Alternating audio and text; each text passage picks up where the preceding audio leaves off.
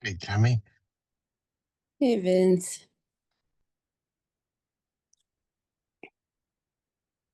how are you? Good. That's good. Mm, should I report back? Yes. Yeah. You noticed I was hesitant to ask you how you are. Because Oh, stories that jumped up about uh possibilities. hmm. So what's on your mind to report? um actually after we spoke and a few days ago, actually it went really well for about a day. Um I don't know, all the things that you were saying were kind of ringing out, and about the possibility of it being different, and and you know, having to be a different track and do the opposite of what I would do. And just, I don't know, there's a lot of joy and everything was calm. And um, I didn't overthink things, just went with the flow. Things kind of fell into place. It was really, really just like a charmed morning.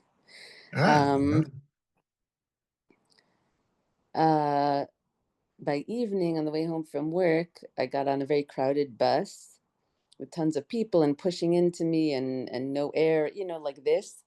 Yes, yeah. And stuck in traffic, and that kind of set my system back into. I tried my best to relax and breathe, but it wasn't really having Sure. any of it. Okay. So, I get that. All right. So stop for a moment. So you said the word back. You said it set your system back. Now that's just one way to look at it. It's certainly, I get that it seems like that. I get that it seems that is the familiarity of the way things used to be turned up. Would that be right? And so it yeah, felt back into like, tension. Yeah, back yeah, into fear, tension, can't breathe, all this contraction. right. Okay. So what I want to say is, what about the possibility that it wasn't back into those things, but forward into those things?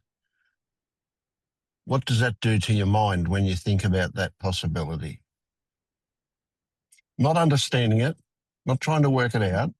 Just what is the Hmm. feeling that comes along when I say that? Hopeful and smiling. Yeah, great. Okay. So this is something that you're going to be faced with a lot in the near future. It'll thin out, but in the near future, the moment that you start to feel good and things go the way they did for you yesterday, what that does is it opens up possibilities for, let's just call it stuff, for stuff to come up.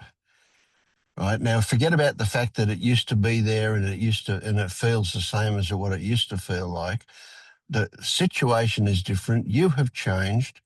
And so this stuff, when it comes up, is now coming up not as punishment, but as an offering.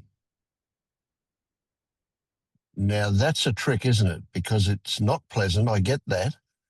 But it is an offering to say to you, here's another opportunity for you to see the legless nature of this, that it doesn't have power, that it is something that turns up. And this is your opportunity, in particular for you, your opportunity to separate out that which is story and that which is actual. Now, I'm working on something at the moment and I thought of you when I was working on it because it's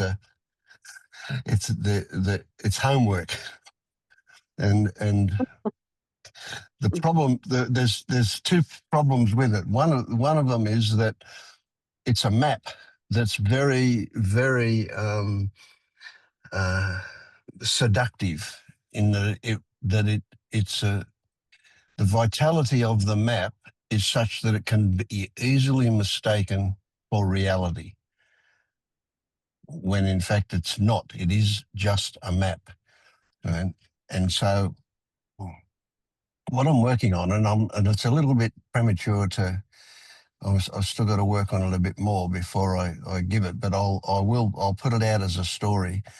And essentially what it is a set of exercises, and we go, the first thing we're going to do before we attempt anything is look at what exists, what is actual, right? So we want to kind of I suppose you could call it a diary of sorts, not waffling, but rather take measurements of things how they are at the moment.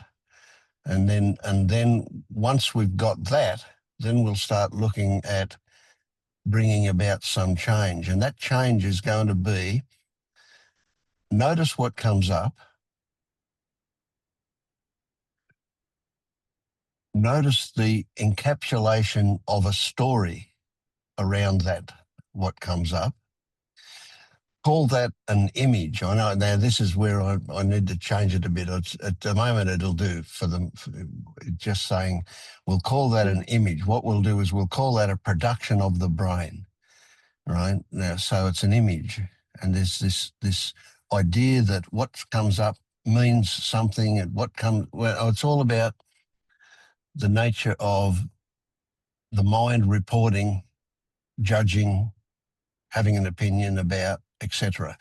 Right, and then what we'll do is we'll couple that with what is actual.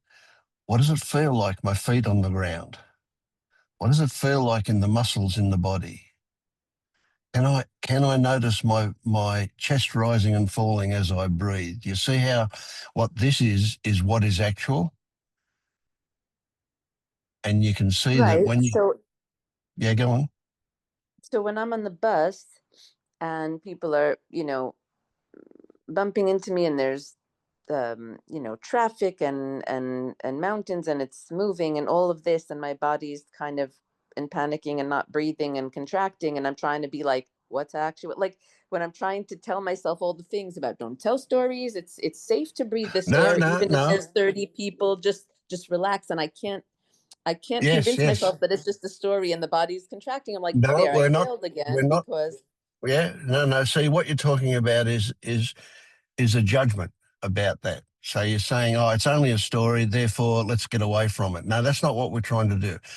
All we're trying to do is really make it clear what the difference is between what is actual and what is a production of the brain. Right now it's a tricky one because the the the physical sensations that you've got are actual. Right. So if let's say you've got a sense of claustrophobia because all these people are crowding you, okay, that's actual. There is a sensation involved in that. Now it's not, the sensation isn't because of, the story. yeah, that's right. The sensation isn't about, what the sensation is the sensation, just the sensation. So here I am feeling closed in. And what does that feel like? Oh, contracting. I'm pulling my shoulders in. My stomach is tight.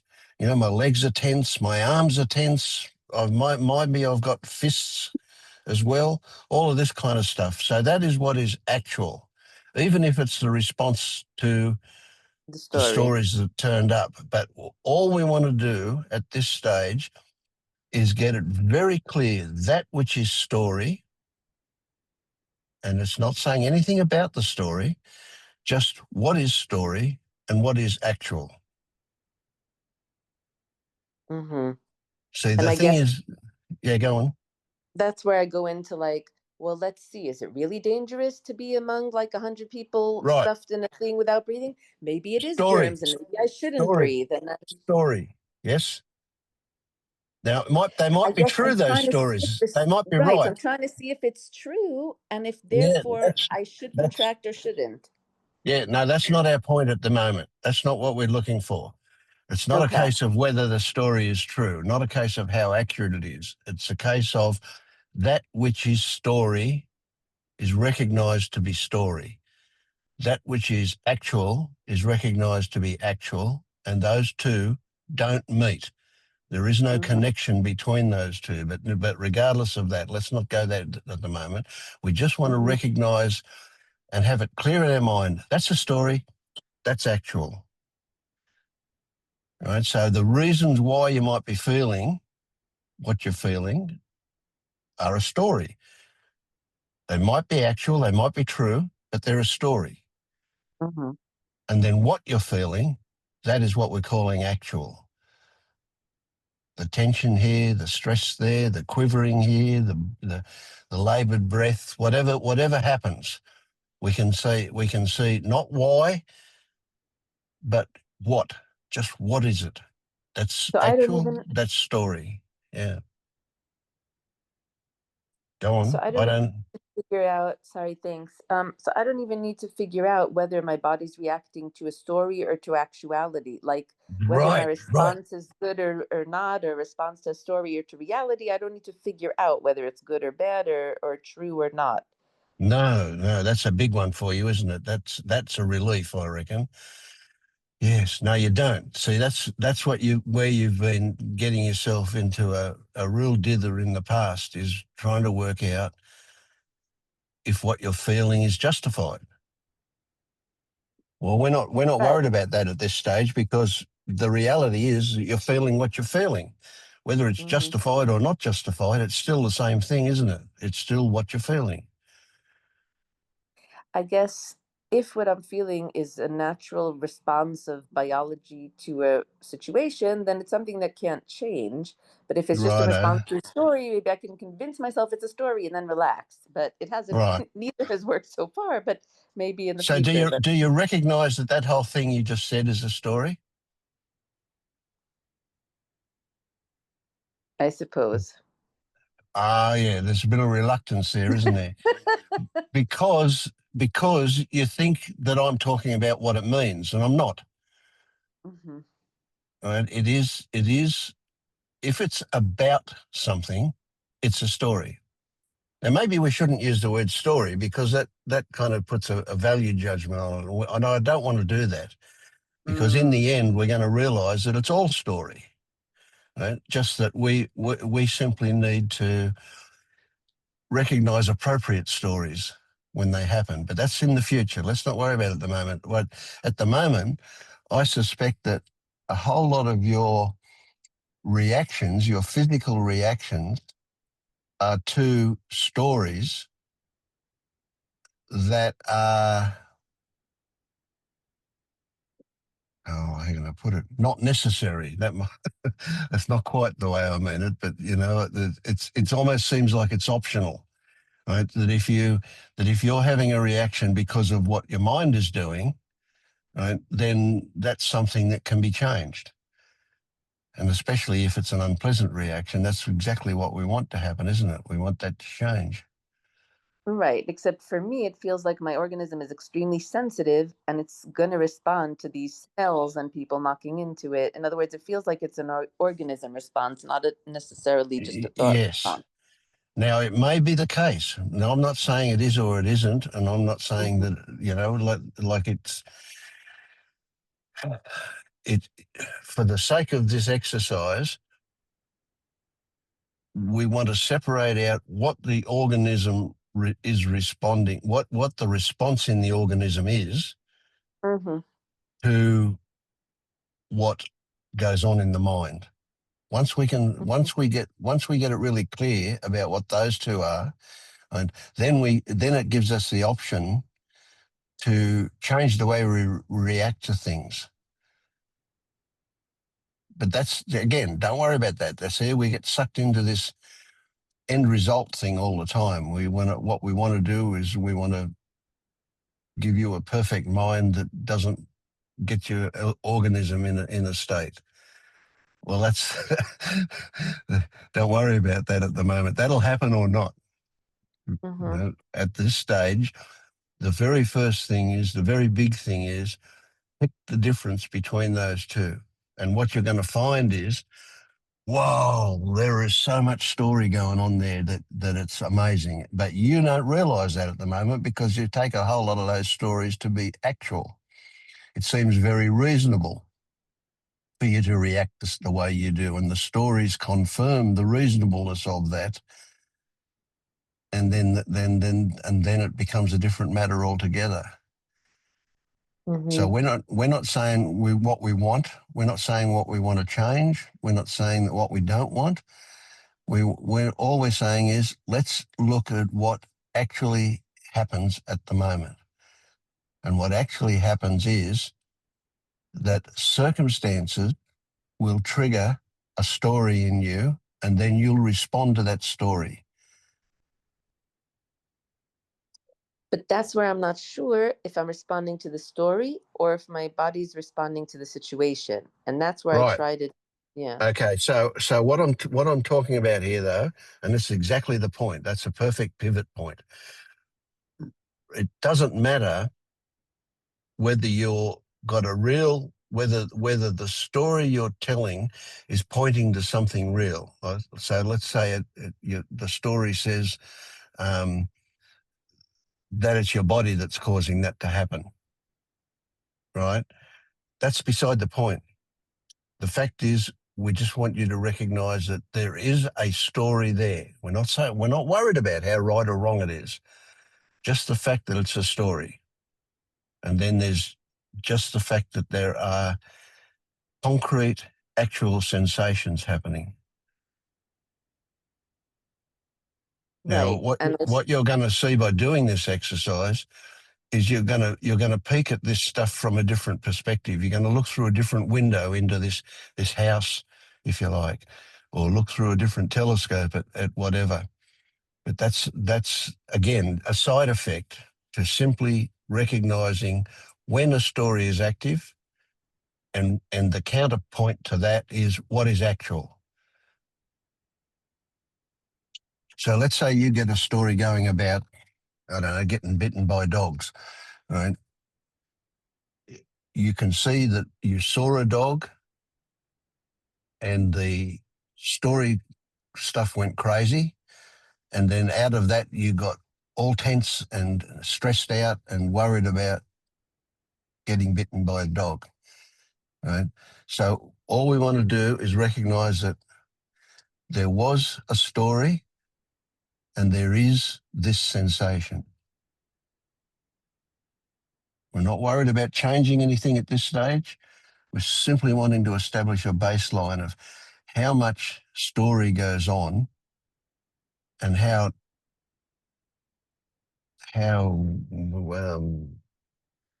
your ability to recognize a sensation as just a sensation. And that's another one that's going to change quite a bit, because at the moment you're seeing a sensation as the offshoot of a story. So when we can look at a sensation and recognize that that's a sensation, even if it seems to be the result of a story, that they are two separate and different things. Now, in the beginning, and what for you is the case, is that they seem to be connected. It seems to be the case that the stories are the cause of the feelings. And they are to a large extent, but that's beside the point. At this stage, we want to recognize that there are feelings and there are stories. And as we get really clear with that, by doing this practice that I'm talking about, you will start to realize something else that will come about. But don't worry about what that is. Let's just let that happen. Just for the moment, big deal on when is a story going? That's a story. Not having a judgment about it, not saying we don't want it, not saying anything about it at all. Just recognizing that's a story. And as soon as you do that, flip your focus into the body and go, and what am I feeling? Not what am I feeling as a result of the story, but just what am I feeling? Can I feel my feet on the ground? Can I experience my chest rising and falling as I breathe? Can I experience whatever is being experienced. Can I say something, Vince? Yeah, of course. Yes. I wanted to tell you three short things that happened. One thing is I recognized this mechanism, like someone sent me a video and it was very like patriotic and with music and designed to like start up all your emotions. And Hmm. immediately I felt all this wash over me. And then I'm like, anyway, I just realized it. The whole thing collapsed. It was really amazing because I was like swept up into this huge vortex of stuff. And bam, it went. Another thing was with my nephew. His bath water was draining out, and he started to close his ears and be very, very scared. So I kind of said to him, "Whoa, I think it sounds like bubbles. Wait." And I tried to like listen to the sound of it. So he came over. So the both of us are leaning over the bathtub, very curiously listening to the sound of the bubbles. And we were just like absorbed. And for like, a minute, we just sat there listening. And he didn't even want to Brilliant. stop when it was over. I was like, okay. And he's just like listening to the last drops of it. So I just wanted to tell you, Vince, you're affecting people all over the world. That's all I just wanted to say. Yeah. But like And you are seriously, too, my Tony. 3-year-old nephew, like, yeah, Yeah. going into sensation rather than fear, like unpacking the bag rather than calling it a name, all those Yeah. stuff, bam, in the Yeah. bathtub Yeah. moment. That was Um, brilliant. Yeah. Keep that. That's a special one. That's really good. Yeah. I yeah. love it. Yeah. Um, but the And last what thing we're is doing that, is what we're wanting to do is a version of that with you. So even though you did that with your nephew, yeah, great. yeah, it's Now easier do with it to others, but yourself. Yes. yeah.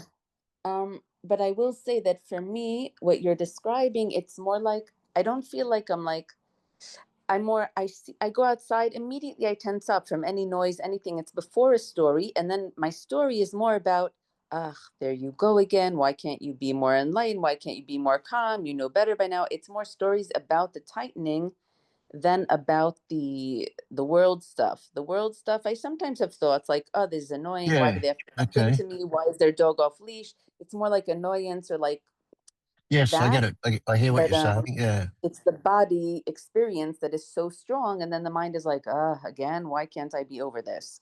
Right. Okay. So look, what you're telling me is something that's a bit different to what I was just talking about. You're talking about the story that follows the sensation. Yeah. Now, what that suggests to me is that you may not be aware of the story that precedes it, but there is a story there.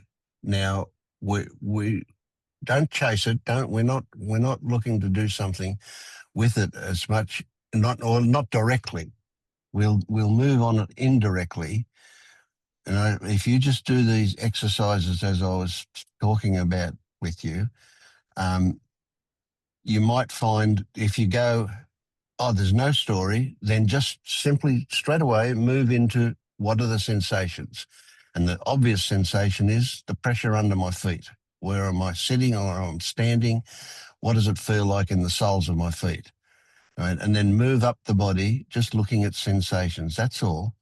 And if there are no stories turn up, that's also fine. Right? But in my mind, and I could be wrong about this, there are stories there before the sensation turns up, before that clenching of the body happens, but you're not aware of them. And it may well be that they're stories from the past that have been hardwired into the body. Right? So they may not appear as stories. But that's okay. By doing this exercise, we'll become much clearer about what actually happens for you. So do you get Hmm. it that there's no wrong? If there's no story there, just go straight to the sensation.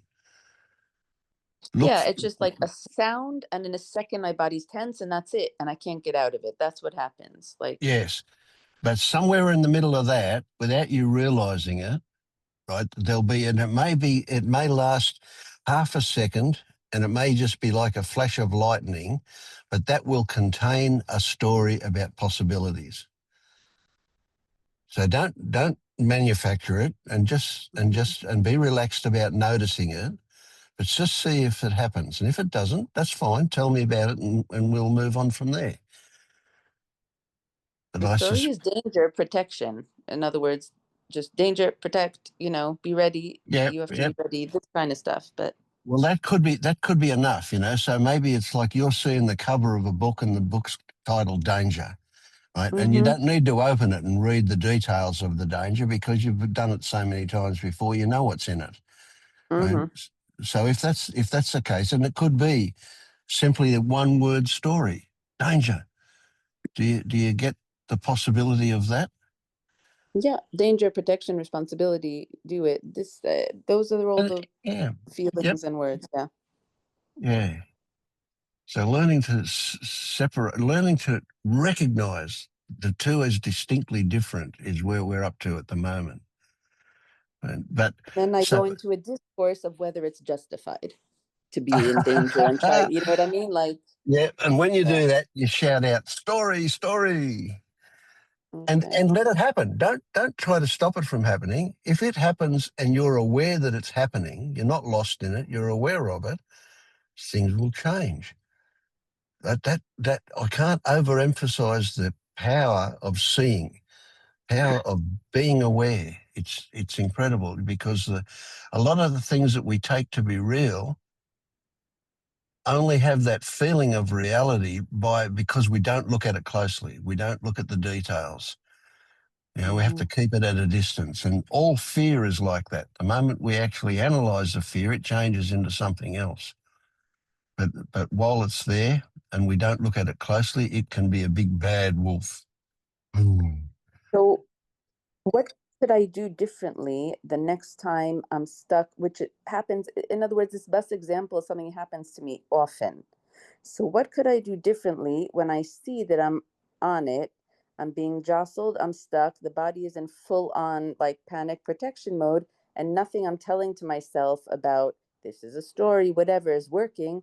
My body is not having any of it. I'm totally Right. clenched and I'm like trying to breathe, trying to sense my sensation, like nothing is working and I'm not finding my Yeah, way yeah. out. Yeah. What do I You're in, tell myself and what do I do?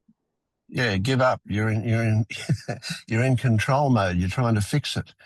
Right. What I'm saying is simply recognize the components of what is happening, that which is story, and then go into the physical sensations as a counterbalance, just as a counterpoint to say, that's a story. Now, what am I feeling? What does it feel like in the soles of my feet? What am I feeling like with the temperature? What am I feeling like with the humidity? Or what am I feeling like with the proximity of that person next to me? Or what's going on inside the body? And so not trying to fix anything. We're not trying to give you a magic wand to fix anything. At this stage, we simply want to know clearly what is actually happening. Once we separate those two things,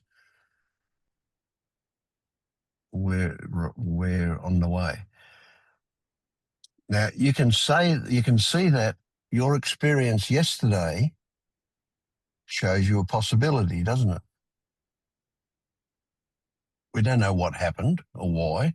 Why were you suddenly in a different place yesterday and more relaxed, more open, more easy to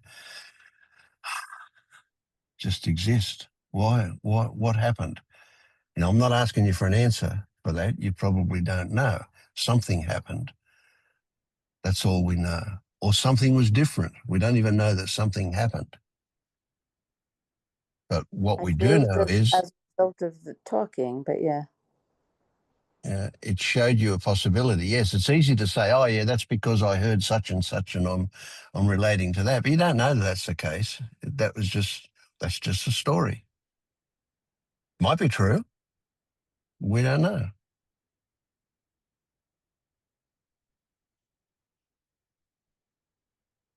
I guess when I'm stuck in those situations, it's like if I'm it's kind of like the mindfulness thing. I can be aware of it and go into it, but then I kind of just I'm like I'm stuck in it and I can't budge it by being aware and then the panic rises again. I'm responding to story and like I can't get out of this contraction and Right. barely breathing and I'm just barely breathing and not it's not fun and I don't see kind of a way out mm, and then so Yep. then I go into again like I've got it. I've got it. Okay. Now, yeah, right now, what does it feel like in the soles of your feet? right now Yes. Right this moment. warm. I don't need an answer. I just need you to put your attention there. What about your Mm-hmm. butt? Right? Put your attention on your butt where you're sitting. Right? What does Mm-hmm. that feel like? What are the sensations? We don't have to describe it. Just pay attention to it. Right. But when I'm putting Yeah. awareness, when the body is in contraction and kind of panic mode, trying not to breathe because the air there is, I'm stuffed in a tiny place with no Yeah. windows, Yeah. the 100 people, the Yeah. Now putting say this. attention on Say this. very unpleasant. Say this. Story.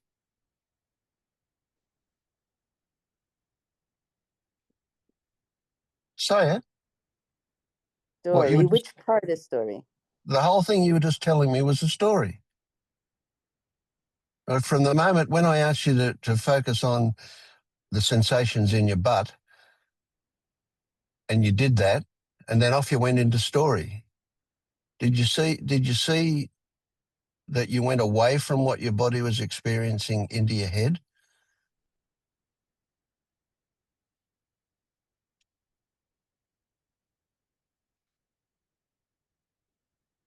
You didn't. I guess so. Um, See, I'm imagining that there's going to be a degree of frustration here, right? Because every time you open your mouth, I'm going, that's a story. And you feel like you're not being heard. Is that accurate? it more feels like I get what you're saying, but in very tough body sensations or situations, seeing it or going into it makes the panic more rise and go into story rather than solving it. Like, Right. Okay. And again, do you see that as just a story you told me? yeah, but it's a story about what happens so that we Yeah, can yeah, solve it. sure. You Yeah, yeah, know what yeah. I We're mean? not talking about how accurate it is. We're just wanting to recognize that it is a story about a non-existent situation right now.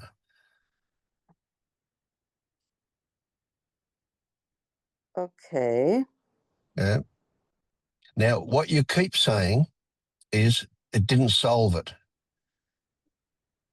And so I get that. I get that you are absolutely fixated on something that's going to change your experience. Right? You're wanting a technique, you're wanting something that's going to make things better for you, that's going to change your experience of whatever happens. That will come. But right now, we're not interested in that. All we're interested in is recognizing when a story is happening, and at the same time, after we give that some attention, recognizing a story, and we're not even worried about what the story's about. We just want to recognize that it's a story, and then go into the physical sensations and go, and that's a counterpoint. Oh, the pressure in my soles of my feet, right? What I'm feeling in my shoulders, what I'm feeling in my neck, or whatever turns up. Just recognizing the counterpoint between the physical and the story. We're not trying to fix anything at the moment. That'll come later. But while ever at the moment you chase the fix, you're avoiding the present. I know you're not doing it consciously. I know you're not trying to, but wanting it to fix means that, okay, you've got this idea about the future, and then you've also got this idea of control, that if I do this or that, I'll succeed. Well, they're both bullshit. Sorry. they're, they're both fantasies. But why do you say it will fix later, Vince? There's no guarantee that anything will be fixed Oh, later. well, we know it won't. Our experience is that it doesn't work. Hmm. But that's still what Tammy's saying. I'm trying to be mindful, and it's not fixing it. Yeah. So It kind of seems to escalate in those kind of panicky states. Sorry, what were you saying? I just want to say that you seem to have, the context of seeking. uh, My impression of, your carrot is to fix your experience rather than what is true. So the context is, I don't want this. I want a fix. I want a more pleasant, comfortable experience. And that's kind of the context you are approaching this whole journey with. And that's a huge trap. If you keep coming at this through that lens, you're in it forever. But what You need to change your lens to what is true and what is not. Rather, what is not. So what does that look like in the context? We were talking about me being on a bus and, very packed with people going through mountains and stuff and no air coming in and people, literally on me and everything and just the body kind of frozen, not breathing well and everything for half an hour, whatever. And that kind of set my body into a panic state, which took me out of the piece and took like I don't know if I came back from that. And so, what would I do in that situation? I try to differentiate and tell my body it's all story, that maybe But it's dangerous to breathe in this air. do you see that, you know, you're already going into thinking that should have been different, that could have been different, that next time you don't want to feel that, so you want to make sure that you find a fix so that you don't have to experience that again? Right. And so I try to tell myself that it's not true, but it doesn't listen.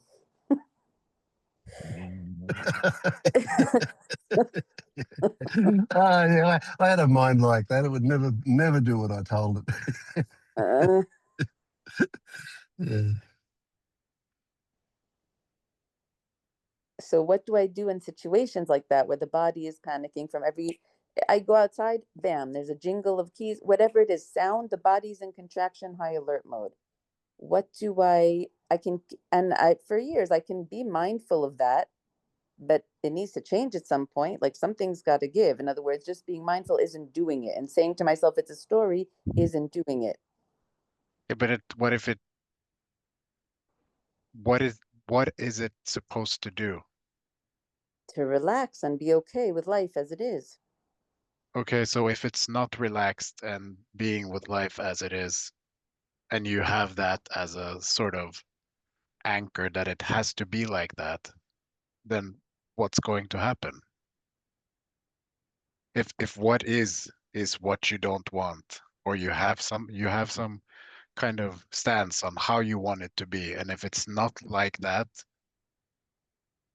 then it's a problem. Then it's not what is.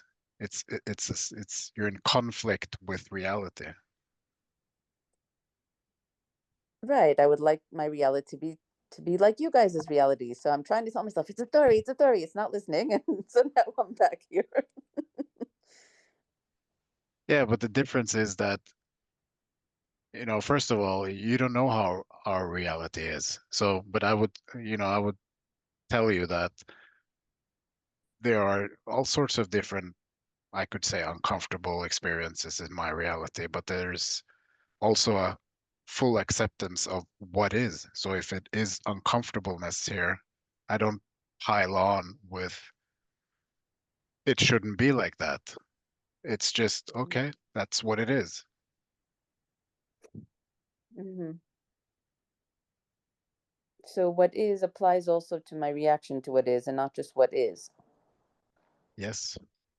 Because your reaction is what is. Right, but that's a part of it I feel like can, Mm. I'm in charge of tweaking. But yeah. So let's try it this way, Tammy.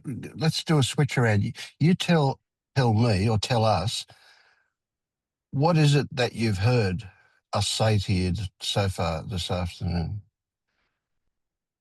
How do you understand? It's not a test for right and wrong, just a test to see if we're missing the mark somewhere along the line. What have you heard? What have you heard me ask you to do?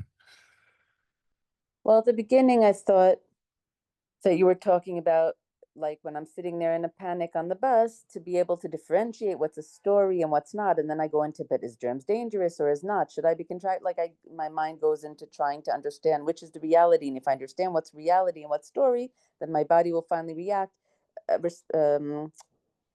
relax, because I'll realize, oh, maybe germs aren't dangerous, or maybe I'll be fine among people jostling me, or maybe I don't need to tense because if someone bumps into me, magically it'll be fine because now I'm non-dual. I don't know. But now I'm hearing more about um, acceptance of my body's response to things as being how it is. Um, which is extremely annoying, because the whole reason I'm here is because this is very annoying and I'm in panic states and contraction. And if you're just saying accept that, it's like, well, why am I here? This is ridiculous. I want to be a non-dual. I don't want to be a contracted Tammy. But I'm hearing you. And if you think that that is a pave way to peace, then I will go there. What is a non-dual?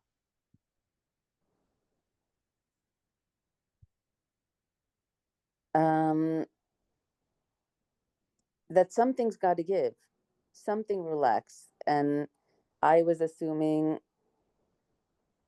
to come to some words, some sort of acceptance or non contentment, understanding, okay, the world is as it is. Stop getting shocked by people's behavior. Stop getting shocked by my responses. Some kind of maturity, some kinds of acceptance, not going crazy. Things are calmer. Um, and either I'll respond differently or not be as upset by my own responses. Like, something will calm down and something will just accept things as they are and not be as moved and not be as crazed by the world and existence and my thoughts and whatever. So do you hear all the stuff that you said? Not be, not be, not be. How can it be one thing when you keep excluding part of experience? It's like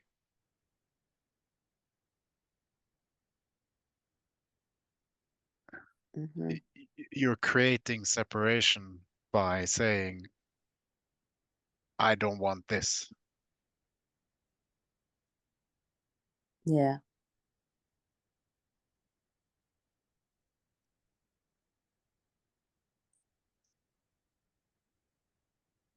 So one thing that comes to mind here, Tammy, is that the stuff that you're talking about doing, the mindfulness stuff and whatever, you've been working at that for quite a while, eh? And it hasn't worked. Would that be accurate? It's worked to the extent that it's worked, and it's not working further, which is why I'm seeking further. In other words, Right. Okay. So what is the extent that it has worked? What are you aware of? There has been some improvement as a result of mindfulness?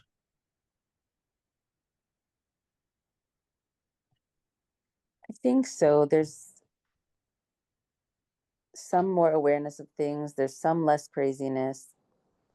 Um, there's some more maybe control, or something. Some things have a Mm. little bit eased. Some things just, but there's still so much crazy. So I'm Yeah. looking further. So have you reached a limit to, like, I mean, logically you could say, well, all right, if that's worked to that point, why don't you just get better at it and do it more? And then it'll No, no, work to a bigger point. What's the no about? no. That's the limit of it. That's the limit of it. Yeah, you've reached some impasse state Yeah. where that's no longer working for you. Yeah. Mm-hmm. So can you get that the basic thing that says try what you've tried before, only try it more, has limits. It's not going to get you there. Yeah. So can you just go the next step and go, what is going to get you there is something that is unfamiliar to you. It's got to be new. It's got to be different.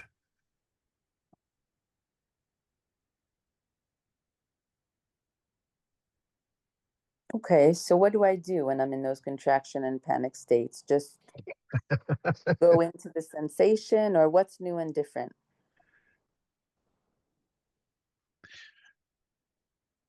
Not doing anything.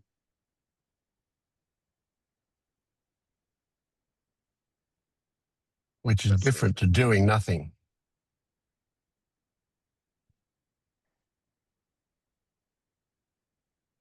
Yeah, but that's what I do now. No. You're trying to solve it. You're trying to change it. You're trying to not experience that.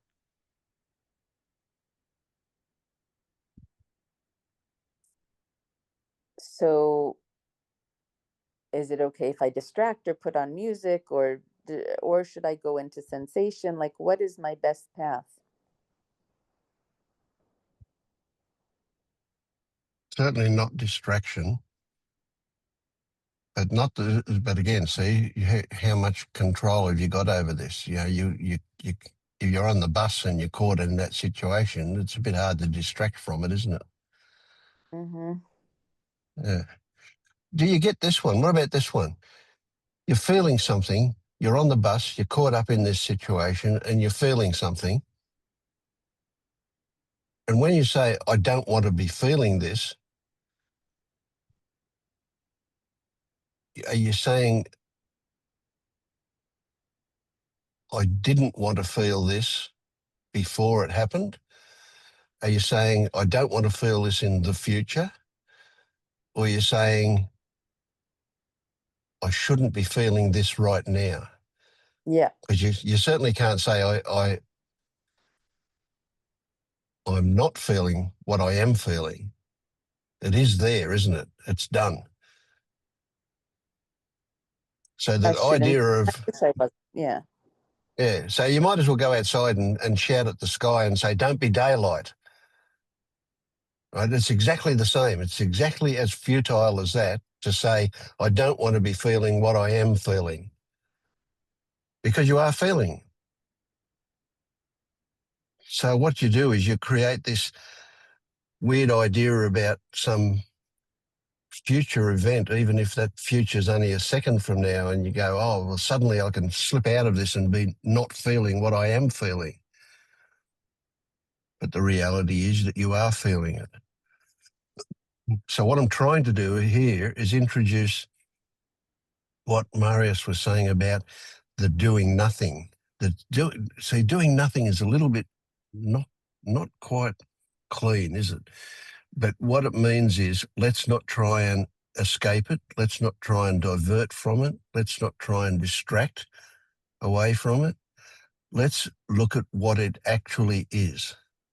Right now, so this is the exercise I was talking about between stories and sensations.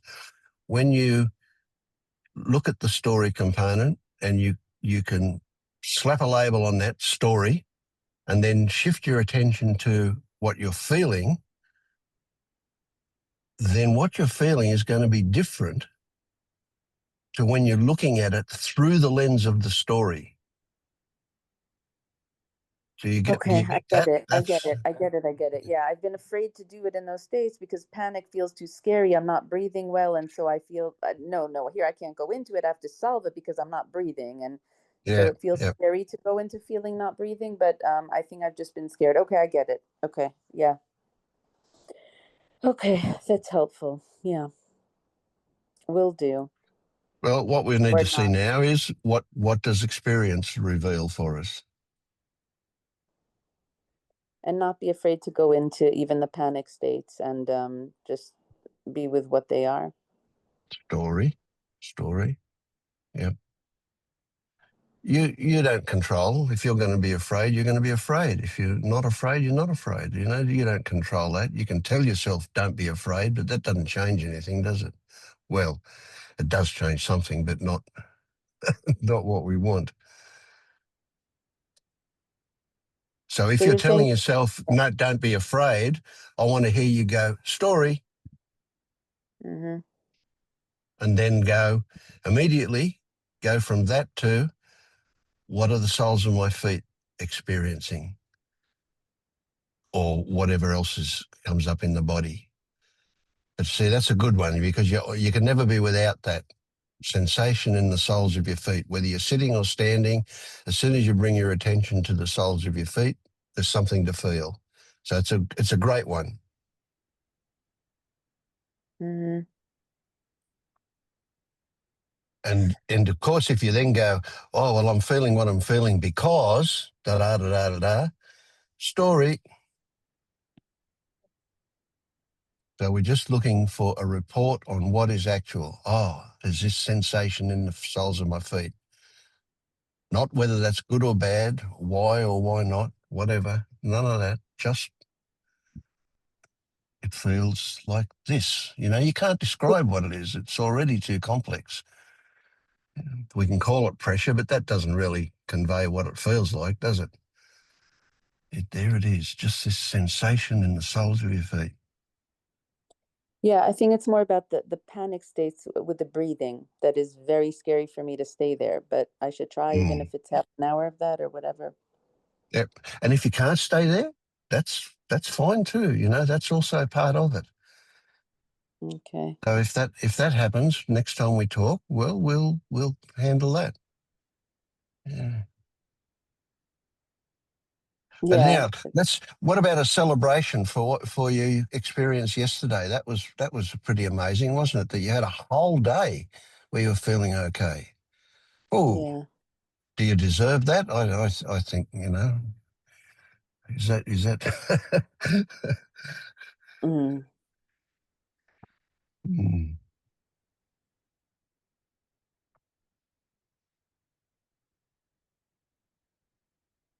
That shows you possibilities, doesn't it? Even if we don't know why or how it turned up, it shows you possibilities. Something's happened, can happen. Yeah. It's just such a contrast with, then being in panic and then it's like, why can't I just Hmm. yeah.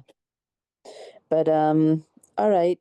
Marius, did you have anything to add to like what to do in panic states when the breath is like very, very shallow and it's scary to sense into that for half an hour or an hour? Well, I mean, if you're in panic mode, you don't need to necessarily. Maybe the priority is to calm down. So just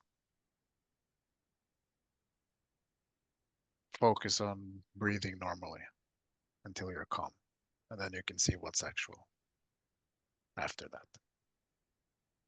Yeah, it's just in these states that my body feels it's not safe to breathe because there's no fresh air and there's 100 people packed on the bus for half an hour and there's traffic and Yeah, stuff. but So, yeah, okay. So then you can actually see what's actual then, because you know all the hmm this bacteria and all hmm of that is story, right? It's just perpetuating your panic.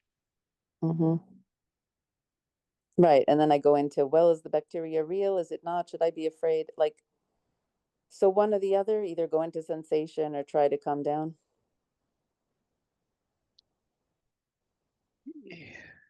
Yeah. So so it's so what Vince was sort Mm. of alluding to is, you know, separating what is actual and what is story is very helpful to in terms of um, getting clear enough as to what is actually happening now and not resisting what is actually happening now, rather than getting lost in story and perpetuating panic or whatever, right?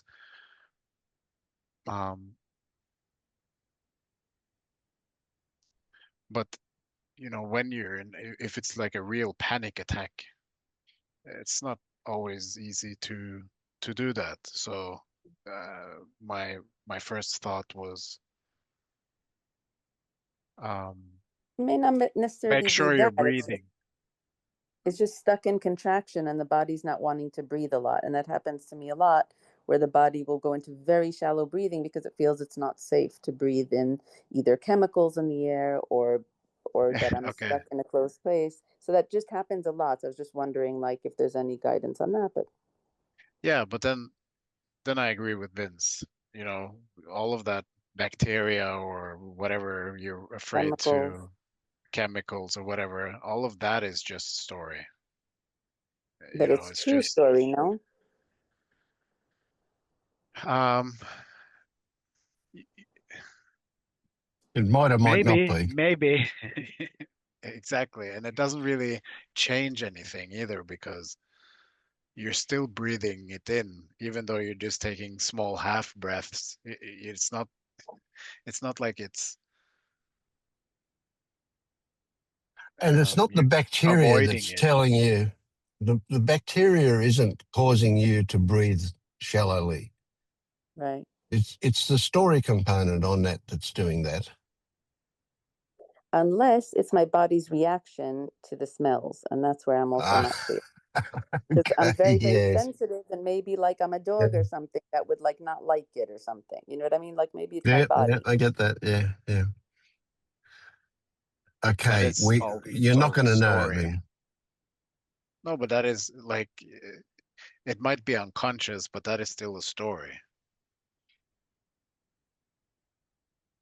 So then question, like, look at, okay, I'm now breathing shallow. Um, question, do I need to breathe shallow? What is here now that is causing this shallow breath? Can I The breathe? smell Can and I the take a, story about the smell. okay, exactly. So, but can you breathe deeply? Can you take one deep breath? Can you take another one? What happens when you do that? Oh, you're still alive, you're still here. Take another one. Don't go into story. Yep. You could even say, what's wrong with breathing shallowly? You're still going, you're still alive, you're still working. Yeah, because we do get instructions here that when there's like a sandstorm or whatever, to not breathe deeply. They say if you go outside, breathe very shallow. So I think Mm, it's like, um, to me, it is like protecting the body. Sounds like a good place to carry a mask. Yeah. Okay. That's where I get very confused because a lot of these stories are instructions or seem real or scientific. And so I get very Yeah. But confused remember, about at this what's at and this what's not. stage, we're not concerned with about how right the stories are or how accurate they are or how much they reflect reality. We're not concerned with any of that. At this stage, we're simply concerned about whether it's a story or not. And then every time we recognize that there's a story happening, we want to counterpoint that with what are the sensations in the body. So that sounds like not much maybe, but that's going to change things for you in a big way if you can do that. Okay. Because you tell stories with a feeling that they're actual. And that's what will change.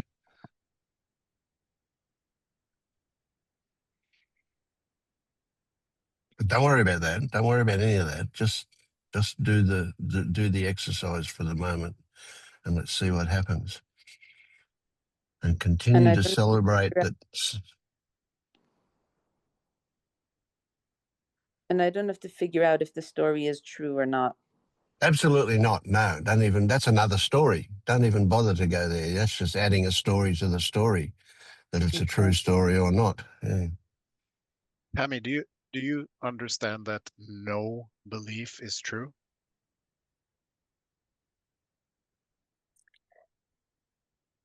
No, I don't think I understand that. I think some chemicals do harm when we breathe in. I think, like, to me, that seems true. I really don't see that it's not true. If you could say something further, I mean, Yeah, that's a good one. to me, it seems like things do harm me and I am protecting against them. It seems very real. It seems true to me.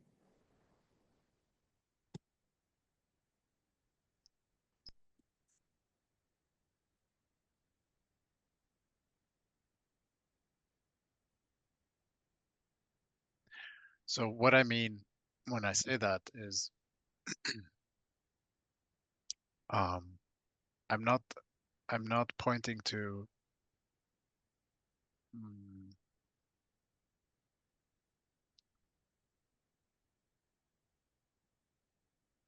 how something seems to work in the dream, but I'm trying to kind of elevate the perspective where you see that any belief, any interpretation, any meaning, anything that has any kind of concept or label or word or whatever is not um,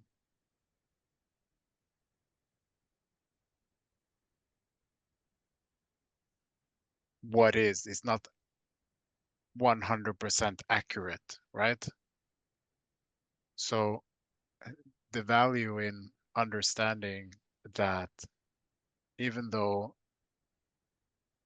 something seems um, accurate in terms of, let's say, something is unhealthy or healthy or whatever,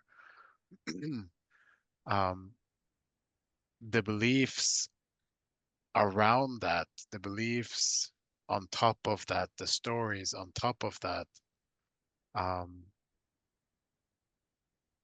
are just empty beliefs. It's it's layers and layers and layers of um, yeah, stories and meaning making that is only existing for you in your reality bubble. So I'm not saying, you know, science is meaningless, for example, but I'm saying that putting putting all your subjective meanings and stories on your understanding of science is never going to be true. It's it's your conditioning responding to um, the dream, basically. It's the dream responding to the dream. So I'm trying to point out to you that if you can take a step back and recognize that any story or any meaning that you put onto your situation isn't true, then you have some space to kind of recognize that um, you don't need to buy into whatever the mind is putting on top of experience, which doesn't suck you into all these kinds of stories and beliefs and you know, thought loops that you seem to be trapped in.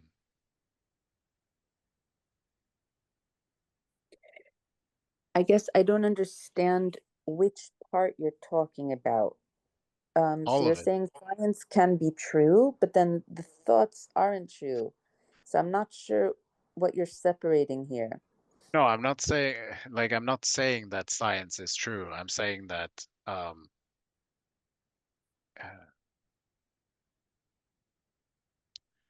In other words, science can. are Hmm?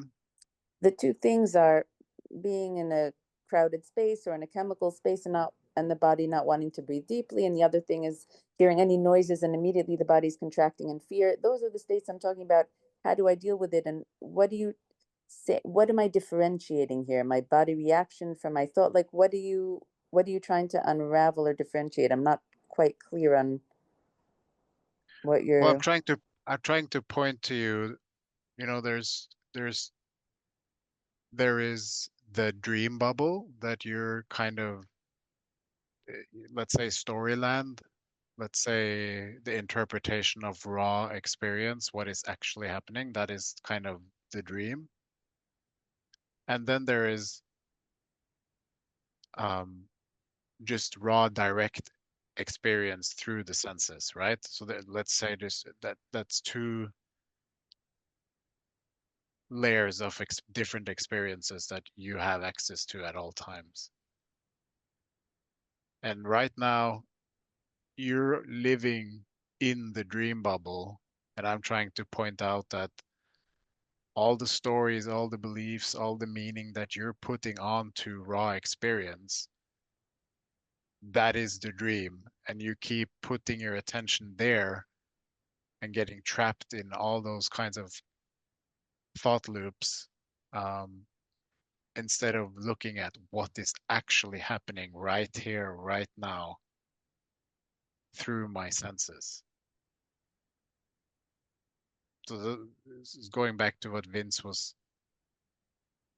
talking about earlier, recognizing what is story and what is not.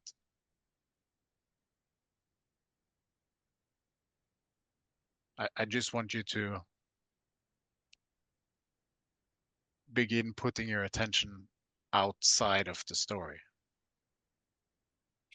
Yeah, away another from way the to story. put that that's occurred to me here is using the analogy of a map and the road. Okay, so you want to drive somewhere, and a map is going to show you which road to drive on and how to get there. But you're never going to drive on the map, are you?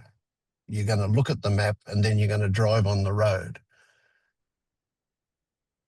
And the map might talk about a direction. It might give you all sorts of information, but it's information about the road. It's never the road. No matter how much you want it to be the road, it's never the road.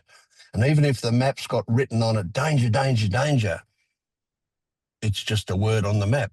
Whether it actually exists on their real road, we don't know till we get there.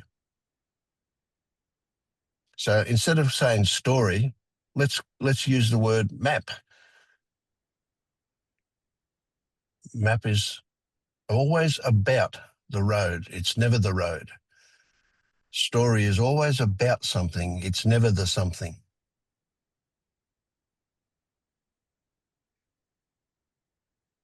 And at the moment, and this might seem a bit funny to you, Tammy, but at the moment, you keep wanting to drive on the map.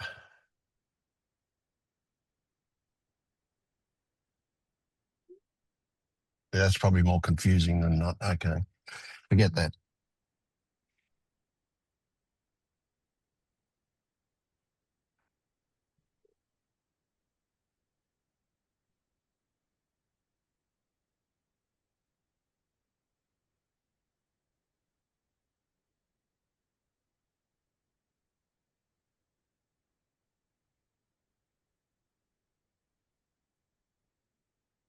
Yeah, it's just,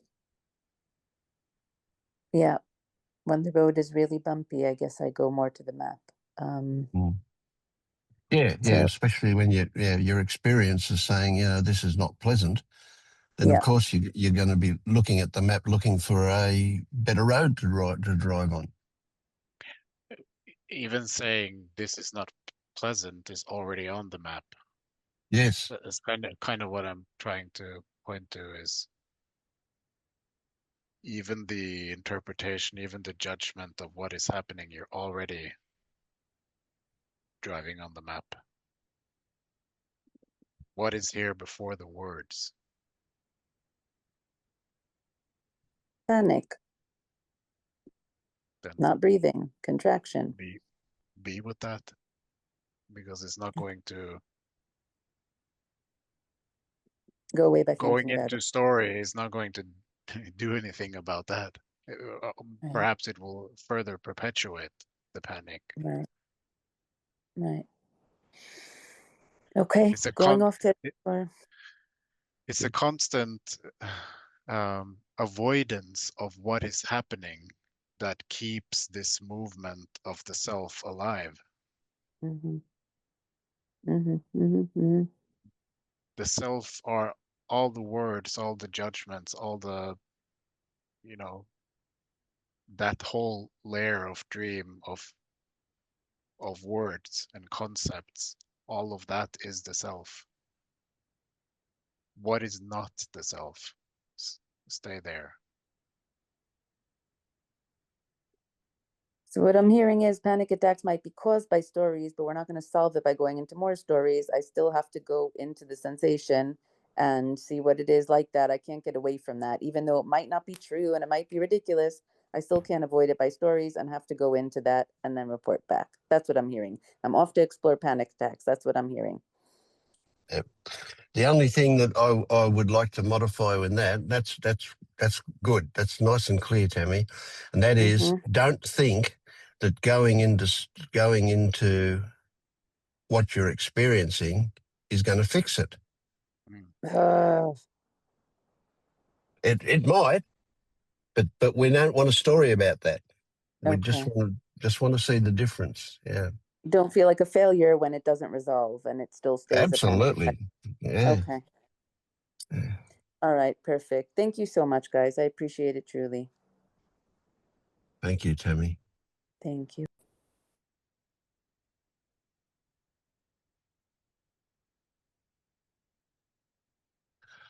I just want to say welcome, Mel. Oh, that was good. See, that's what I want. You just notice something and poof, it disappears. This was perfect. Yeah. Yeah.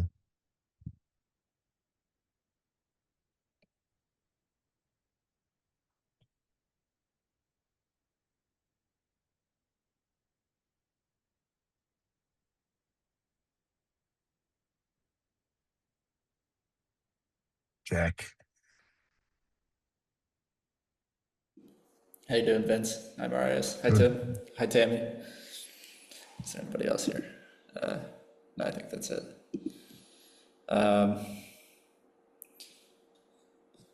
Scared to talk about this, and I'll admit I've been kind of scripting it in my head and having to like reset every 20 seconds. But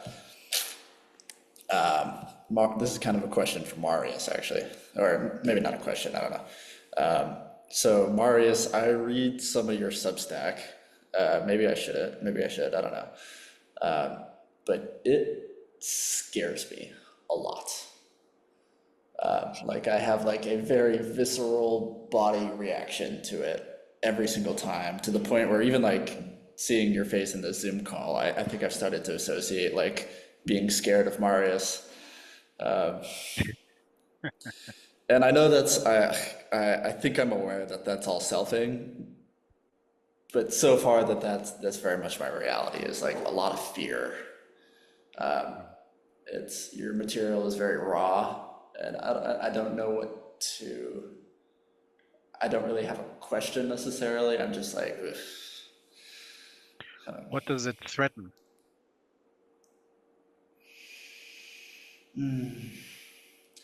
What does it I think challenge?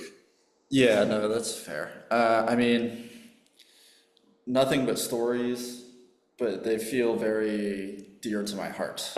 Stories and that's maybe where the fear. I don't know. Like right now, my shoulders are very much contracting, and I feel anxious. Yeah, I don't think you're the first one who has that No, and I impression think you just or posted something about that email. I do wonder if you're like intentionally over destabilizing, or I don't know. Like that, I can't sit here and criticize you, but I don't.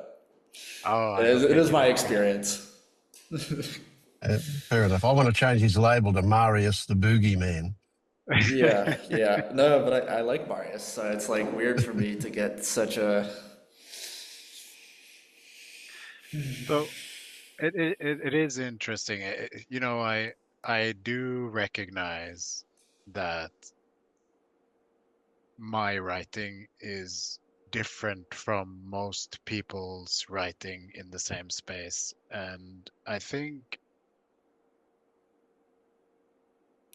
part of the part of the reason it's different is because a lot of the stuff, a lot of the challenging stuff around this whole awakening, whatever, is rarely talked about. It's mostly focused on, you know, the wonderful, beautiful, amazing. You portray awakening as only you know, this beautiful journey that you're on, and it's not always the case. It wasn't for me. You know, it was deeply, deeply painful to go through um, all sorts of letting go of attachments and you know self-images and roles and you know really looking closely at what was upholding the self structure here. It was very painful. It was very um, stark. And so why shouldn't I express that?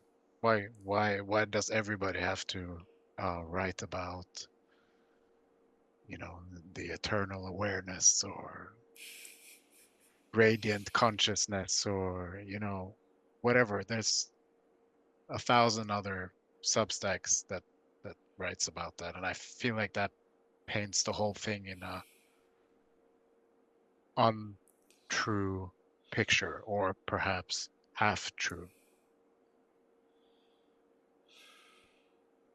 And I think it's important to face those things that I write about. That's why I write about them, because that's what people tend to not want to look at. That's what people tend to feel like they don't want to challenge. So they would rather stay in the dream. And the feedback that I do get from the people that do appreciate the writing is that it exposes those things that they're not willing to or able to see for themselves without somebody highlighting it and inviting that kind of exploration.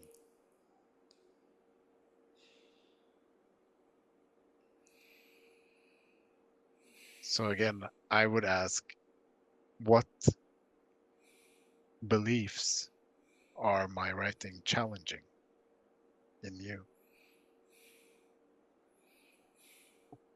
And you don't have to answer that, but when you read something and it stirs something, that might be valuable to look at. I'm sure. Hard part is you can't really see the belief.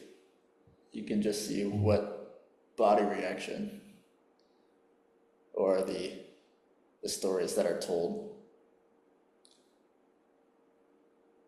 But Mm. Do you hear Marius saying, this is going to fucking hurt? yes, oh yeah, and I almost said my experience has been highly unpleasant with this. So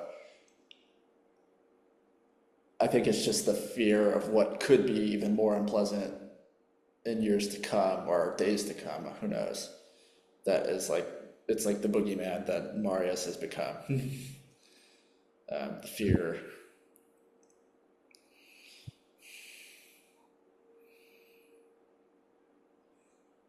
Yeah. But do you see that that is just a projection you know, what is actually here is it's where it's at.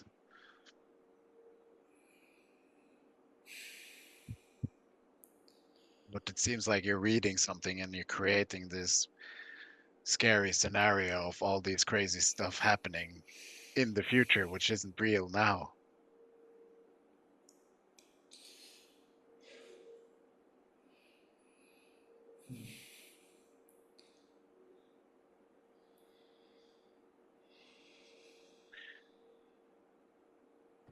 And also, I just want to add that, you know, my experience is my experience. And if I share something, it doesn't mean that that's universal for everyone. Um, but if I'm writing from the void, for example, or something like that, which sounds stark or whatever you want to call it, not everyone will resonate. But for those who are stuck in the void or can relate to what I'm writing, it it does seem to be helpful in some way. I don't know what way, but so my point is just that not everything that I write about is going to be relevant for you.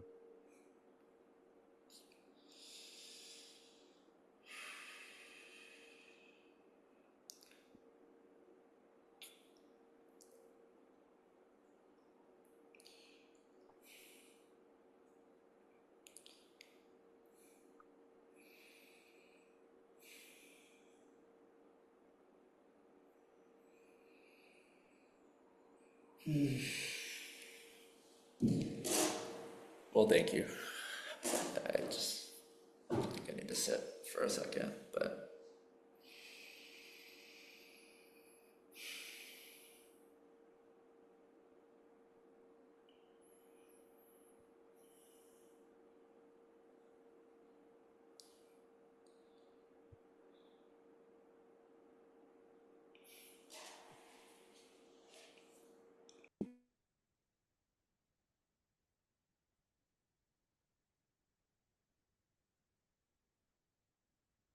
can I chip in Of course.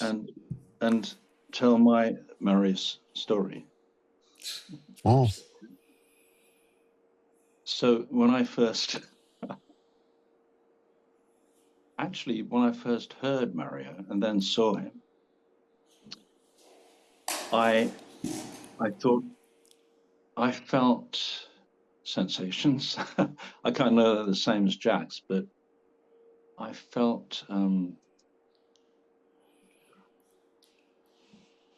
trying to think of the word. Shook up, shaken up, which is not a bad thing. But then I thought, what is it that's, if you like, putting me off this kind of what really is it? What am I projecting? And I looked at it, I realized that I was judging how Marius looked facially, and it reminded me of someone I'd seen in a film about the Third Reich, you know? Just a sort of, you know, mad thing like that. Then he had a voice tonality like someone I used to do the Sedona method with, who was from Holland. I'm not sure Marius is from, Scandinavian country, possibly. Excuse me, who had a similar cadence to their voice. So it would be very direct, and it would just be very similar to the way Marius speaks. That's all. But the Sedona guy used a kind of inquiry that was very direct as well. So there was no quarter. Everything was, no, that's a story. No, no, no. Who's the one who, you know? And sometimes, depending on where I was at when we had an exchange, it was really useful, but he would always do that. He couldn't, whereas other people couldn't. I'm not saying Marius does or doesn't do this. He couldn't seem to tune in to the, I can't know this, sorry. I was hoping that he might be able to tune into where people were at, because he said he could, and he would deal with different people in a different way. And again, I'm not prescribing, I'm not saying, oh, Marius doesn't do that. I'm just painting a picture, and that's all it is, a story. Then I read some of Marius's writings, And I thought, yes, they remind me of so-and-so writer, of a similar, pointedness to it, a directness to what he's saying, the way he's saying it. And then I thought, okay. And I liked, in a way, that he was really drilling down into what really mattered. That didn't bother me. And then I thought of it in the context of these meetings with Vince present as well. And I thought, I don't know if enjoy is the word. I benefit from both in different ways. That's all I can say. That's my confession. I give myself absolution. So that's my story. That's all. Yeah, Thank you. thanks for sharing, Tim. It's interesting to hear people's perspectives like that. Yeah, that's what it was. Thank you. You can uncover your horns now.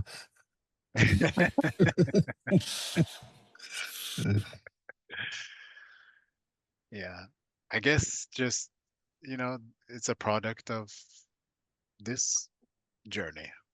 I mean, I can't say it any other way than, you know, it's just a reflection of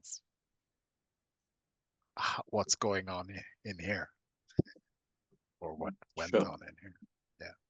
Yeah. Mhm.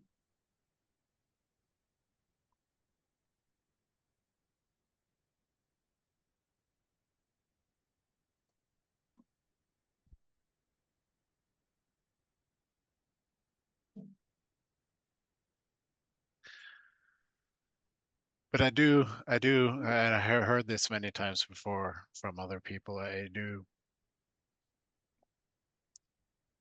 do tend to push probably a little bit more than most people, and that is um, just because, yeah, I don't know why that is, to be honest, but it seems to be because I recognize that there seems to be this kind of comfort threshold from, you can kind of be comfortable and understand and see the machinery for what it is. So you kind of, I say halfway, but I don't mean really literally mean halfway, but there is this I don't want to be uncomfortable threshold that most people don't push through, and so they just end up with it seems at least end up with a more comfortable dream, and that's not to say that that is wrong. The system will go as far as it goes.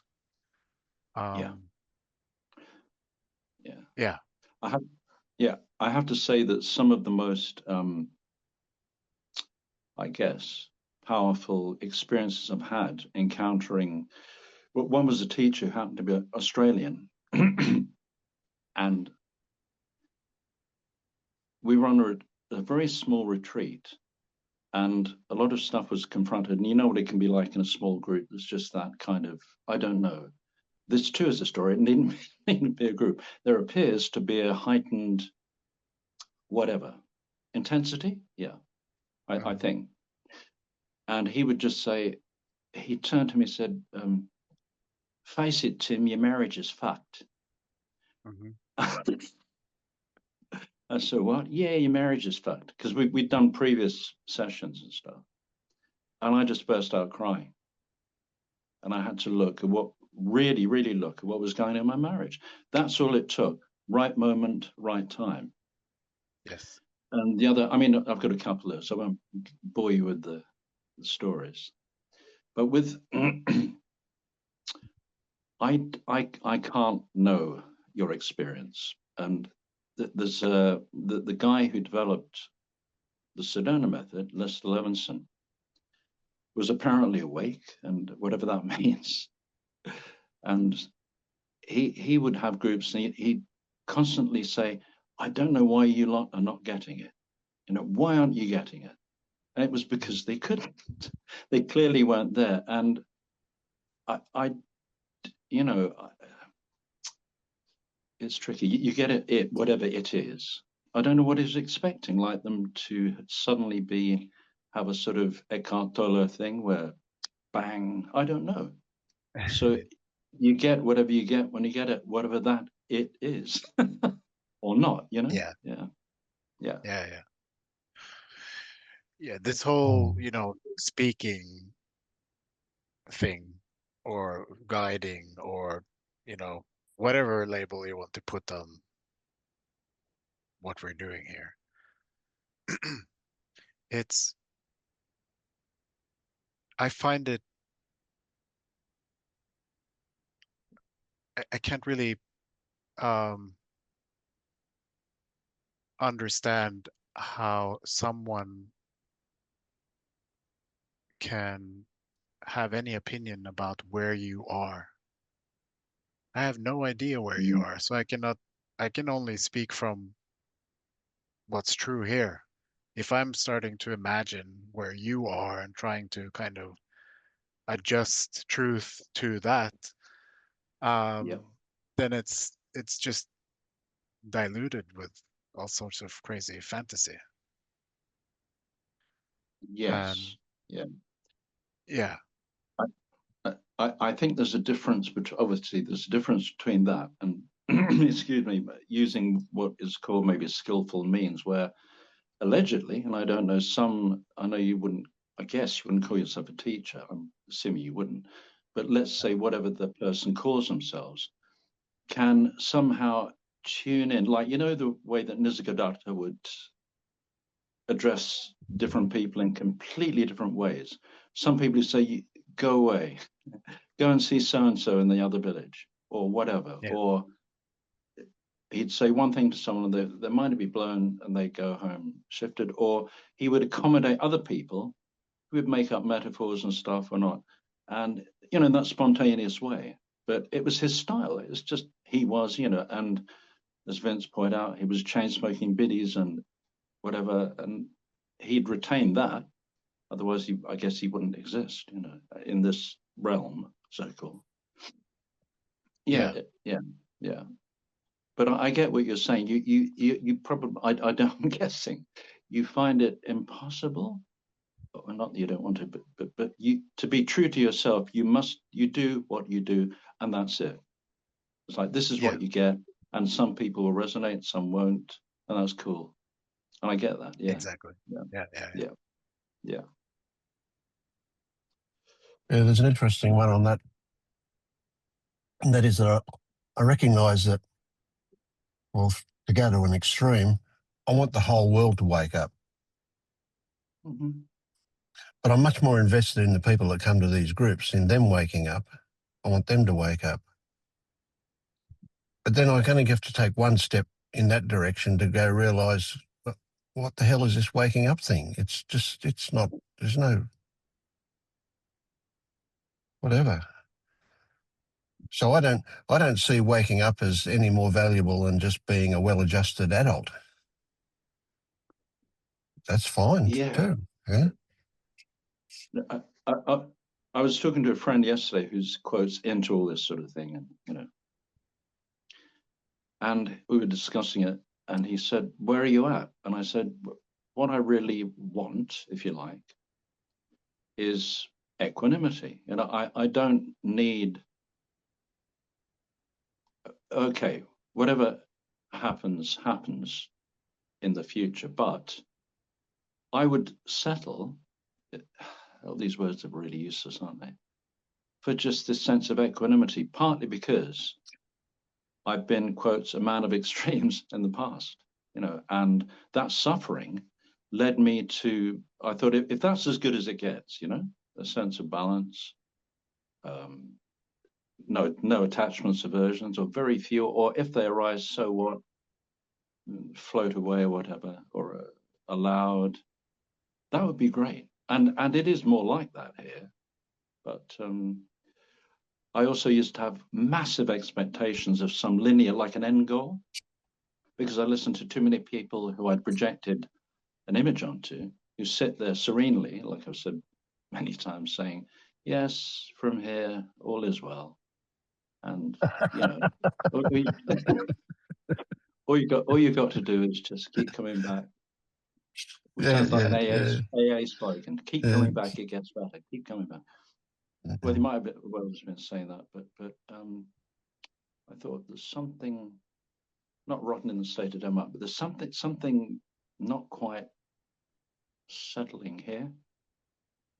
And it, you know, I mean, if people do get something, that's great. But I don't know. Sorry, I've gone into my let's knock it weiter mode. Fine, forget that.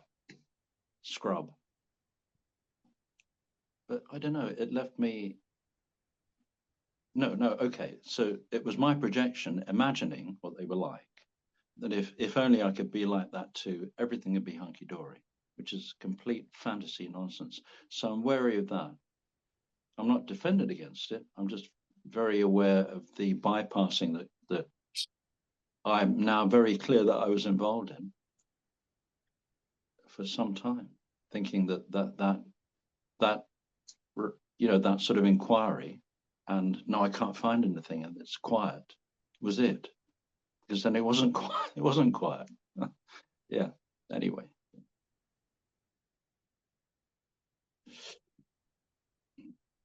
Mm.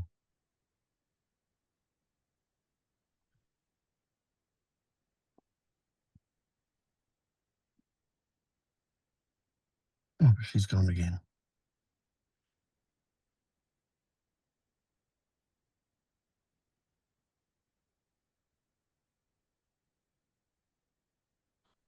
I'm kind of overwhelmed by an inability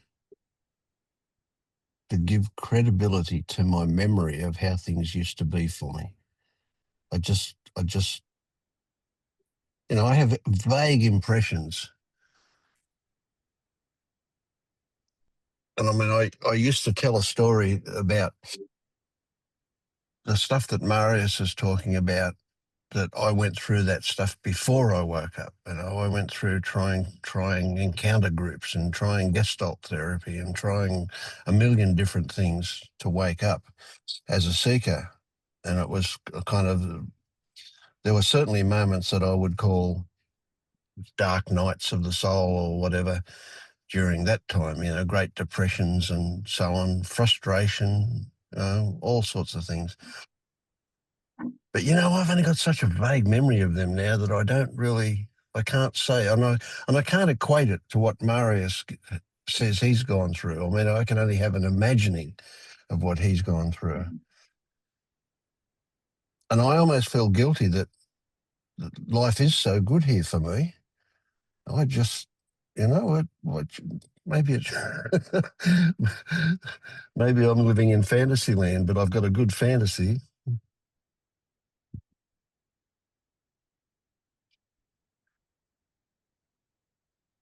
We could go as far as to say for Jack that the resistance to things is where the pain is. But I mean, that's a story. But I mean, if we experience resistance as something actual, like you've got those really good stories that you don't want to let go of, well, that's okay. Nobody's asking you to let go of them. Just recognize them for what they are.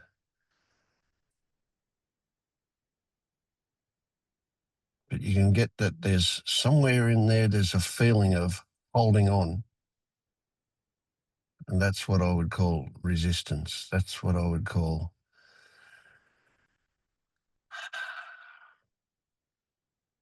the origins of suffering and pain.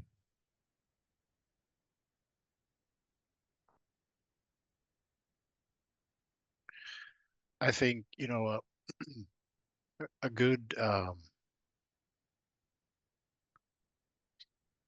let's say, compass, or not compass, a good starting point of all of this is is this whole concept of letting go of the tiller, of letting go of control. Because if that's not happened, you're still dreaming. Yeah, that has not happened. Not one bit. Um, And so I don't even know what that would look like. from there, you know, if that's the starting point, or if we can look from there, we can see, okay, where am I trying to control life? Where am I not free to just let go into the river and let it take me wherever it wants to take me? What are the fears? What are the shoulds and shouldn'ts? What are the images of how I should behave? What are the roles that I'm trying to cling to have some sort of safety in my life? All of those things is worth looking at. I don't know if you were looking for an answer, but I'll just mention that it's largely my internal experience that I'm managing, like trying intentionally doing or appearing to do processing of emotion and becoming aware of my body, like drills to feel my feet. So what is the I don't know how you beliefs? can like direct experience without doing. Why are you, what is the belief behind the doing of that? What do you want to achieve? I don't know. I was trying to figure that out today. Like, what am I seeking? I I don't think I could give you an answer.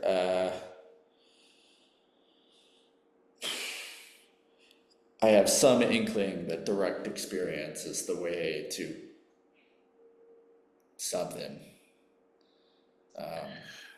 So So, maybe you're not a seeker. Maybe you're running away from something. Well, I think all of us seekers are running away from something. That's probably true. Yeah. But I don't know what I'm running from necessarily, or running to. So do you get I the don't know how really to stop running. interesting? Yeah, I get that. Do you get the really interesting oxymoron in the idea of letting go of the tiller?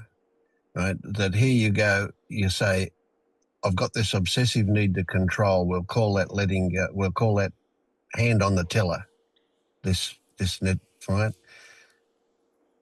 But to take your hand off means to put your hand on harder or to grab tighter. How can you do taking your hand off the tiller? Because hand on the tiller is the original doing. So you can't take your hand off the tiller, but it can happen.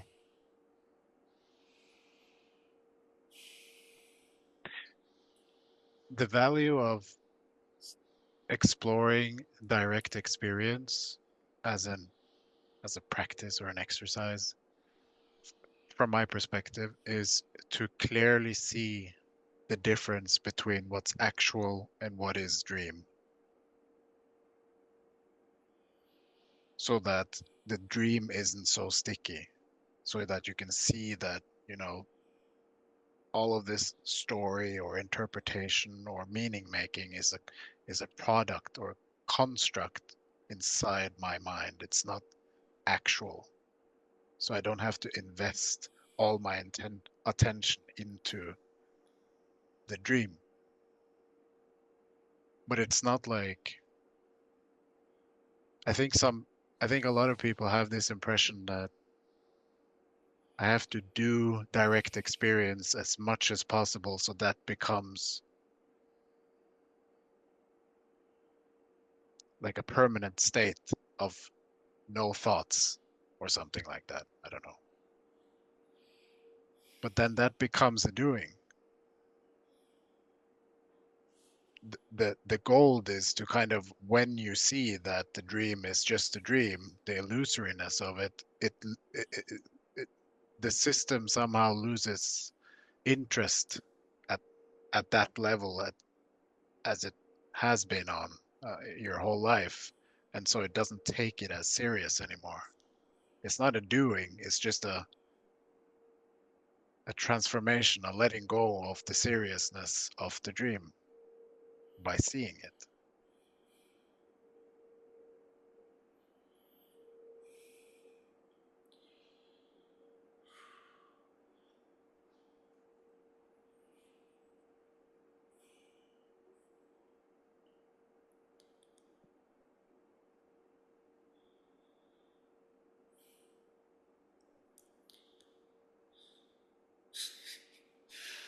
Got nothing. Like, I'm frustrated, but I don't know why.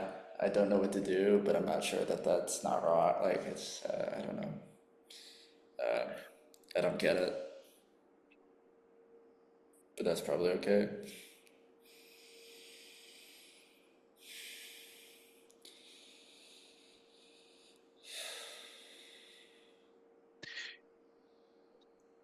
What did you get from the the piece I wrote on interpretation is the me?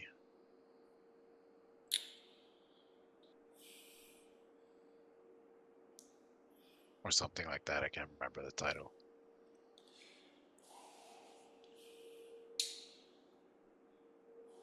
Basically, that the sense of me, the feeling of me, or personal identity is entirely constructed through taking raw experience and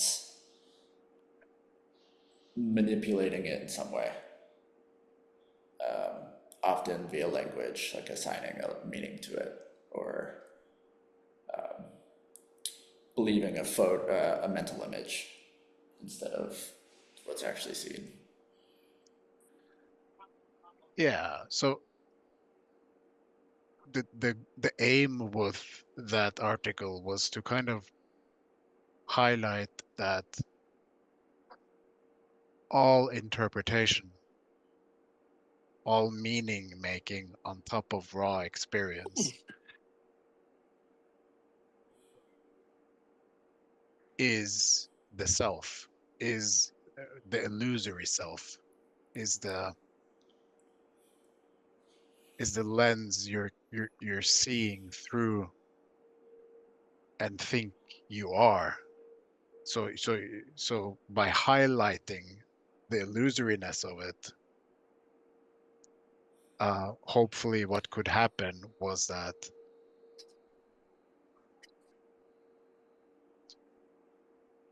um, attention could go to direct experience more. So kind of the stickiness of the dream would lose its power. But for that to happen, you kind of need to you need to continuously look at, okay, this is this concept, this story, this meaning I'm putting on to raw experience is just a layer I'm creating on top of what is. And do that, question that interpretation that you're giving every moment, the context of what you have imagined is happening, and compare it to what is actually happening before the dream interpretation. So I do that a lot, but now I'm confused because that does not sound like taking the hand off the tiller in any way. Like, that just sounds like Yeah, more because doing. but okay, so let me remind you again that you're not doing anything, right? You just think you're doing everything. So, and to answer your question is, um, it's not a matter of doing, not doing. It's a matter of, because you see what is actual and what is not, you're reconditioning or deconditioning the system to believe in the dream. But you need to continuously see it. You need to see the dream. You need to see, oh, that's dream.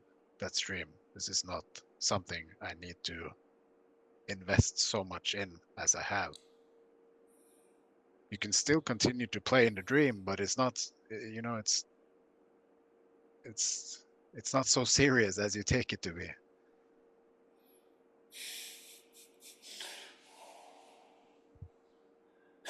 I don't know why I hate that I don't think I'm actually doing anything wrong necessarily. Um, like, yeah, I do see thoughts or recognize mental images like most of the time every day. Maybe I'm just judging that extra, or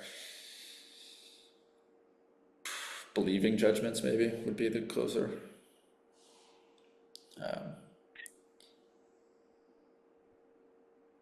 One of the things I say frequently is it's not about what the thoughts are. It's not about what turns up. It's about your relationship to that. So when you say you think that you're not doing anything wrong, I certainly wouldn't argue about that. What is your feeling towards the thoughts that you have? That's where the juice is for you, in your connection to them. Not in them themselves. They're irrelevant. How do you feel about them? How far are you prepared to go to protect them?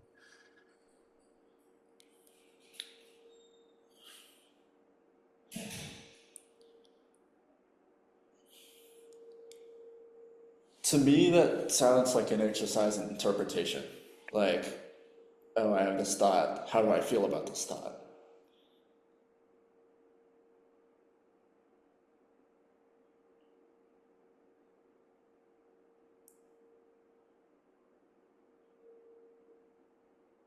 The story is an interpretation, but I want a description of the sensations that are there. Okay. That makes more sense.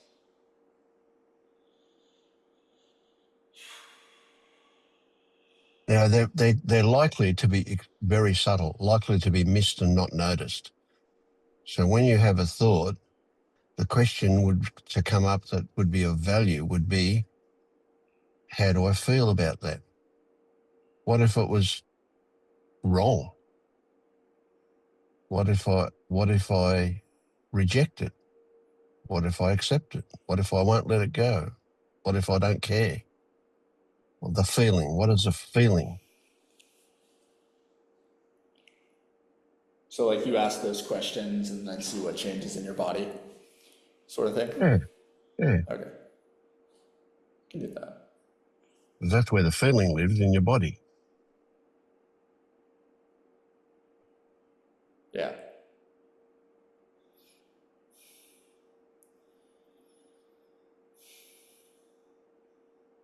But you'll notice I didn't come to describe a conclusion. And how you feel about them is irrelevant. It's just noticing how you feel about them, where the value is for you. Whether you feel good or bad, doesn't matter. It's noticing it, how you feel about them. That is your connection to them. I mean, you'll have some thoughts that you'll just classify as total rubbish and flick them away and pay no attention to them, and they're gone. You know, you don't pay no big deal at all. You'll have other thoughts that you go, yeah, you can't tell me that's not right.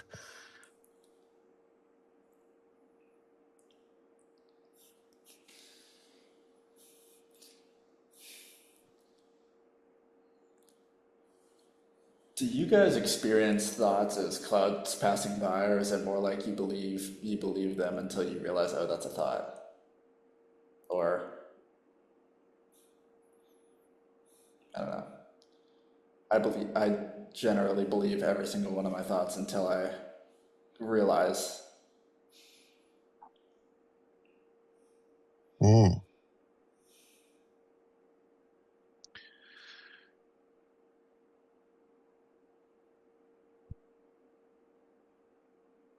It's a good good question. Or so well, it's a good question because it brings up a point that I'd like to make. um, I've been on and on about slowing down or not engaging in stories. Like I'm a bit more anti-story than Vince. Sometimes it seems. And the reason for that is because engaging in stories is basically um, feeding the movement of the mind. And so it keeps going. It keep the narrative, the continuous interpretation of life is happening to me. Life is about me. That keeps spinning. And it's, in my experience, it was very difficult to get out of that tendency to believe every thought.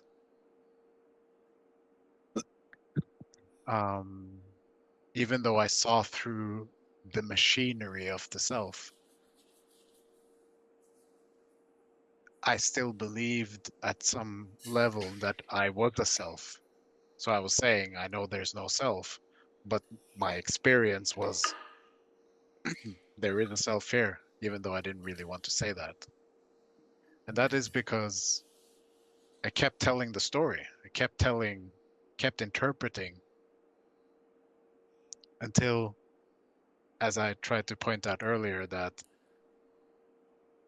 once I really started to become aware of interpretation continuously, to see that no meaning is inherently true, that all meaning that I put on what is happening is just a product of the conditioning here.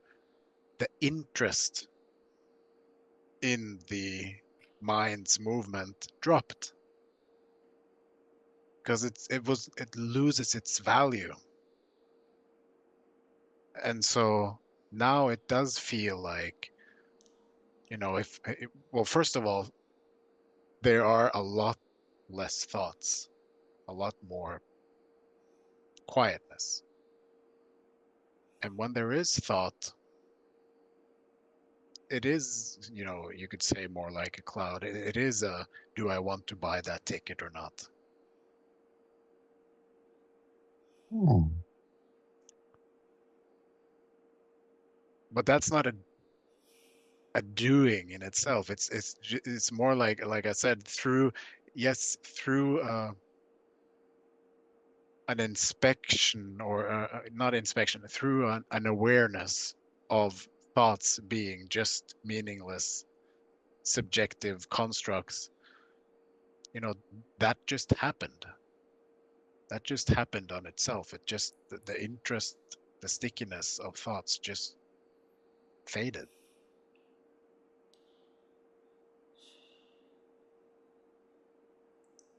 Do you get the trap here, Jack? I want what you've got, trap.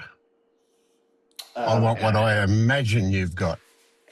And what I imagine you've got is probably better than what you've actually got, but I want it. Yeah. I'm inclined to say that I'm less inclined to fall into that and more inclined to go look for some way to not believe the mind, or not value thoughts. I think Marius See, shook his head at me, but that's not appropriate. You see, you we're not looking to a point where we say every story is bullshit. Forget about it.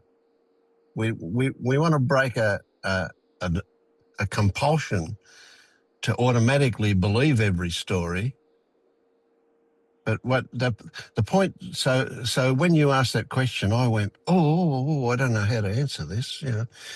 And one of the things that Marius said that I related to a lot was the point where he said, I stopped paying attention. You know, my thoughts were just, I mean, I'm paraphrasing and it may not be accurate, but, you know, the whole idea is that it's only in the beginning, shitty thing to say, that we have an issue with thoughts. I don't know how it is for other people. Ask Tim how it is for him. But for me, I couldn't tell you about my thoughts because I don't pay any attention to them. You know, they're there, they happen, but that's a kind of a weird logical conclusion. My thoughts are an experience, just like when I stand on something under my foot and I can feel it, just like when everything else. So my thoughts are just a different experience that happens. I don't have a particular relationship to them that I'm aware of. But I know that they don't play a big part in my life. It's probably only by using memory that I can actually say that I have thoughts. But in an ongoing experiential way, I couldn't differentiate between my thoughts and my feelings, which is exactly the opposite of what we're saying for you and for Tammy. But it will come back to that, to the point where it doesn't matter. Once we've broken that compulsion to be obedient, believing every single thought, then we can start moving back in the opposite direction.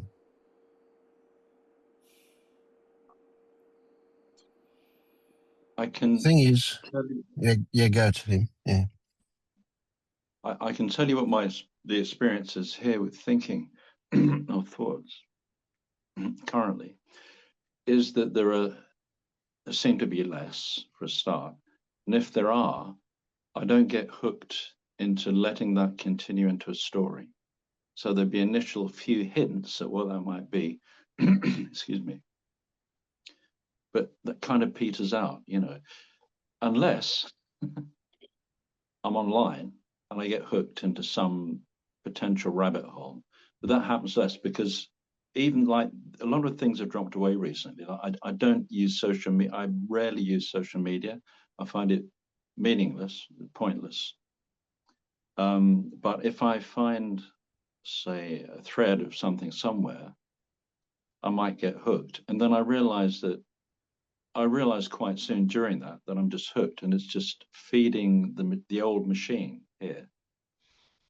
And I'm more inclined now to go immediately to sensations, if anything, and just feel them. I do. I've never really slept that well, but it's okay now because I don't think that that's wrong. I used to do all sorts of things to try and remedy it, but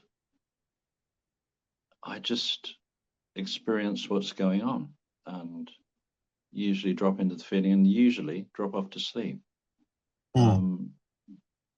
Yeah, it's a bit quieter here.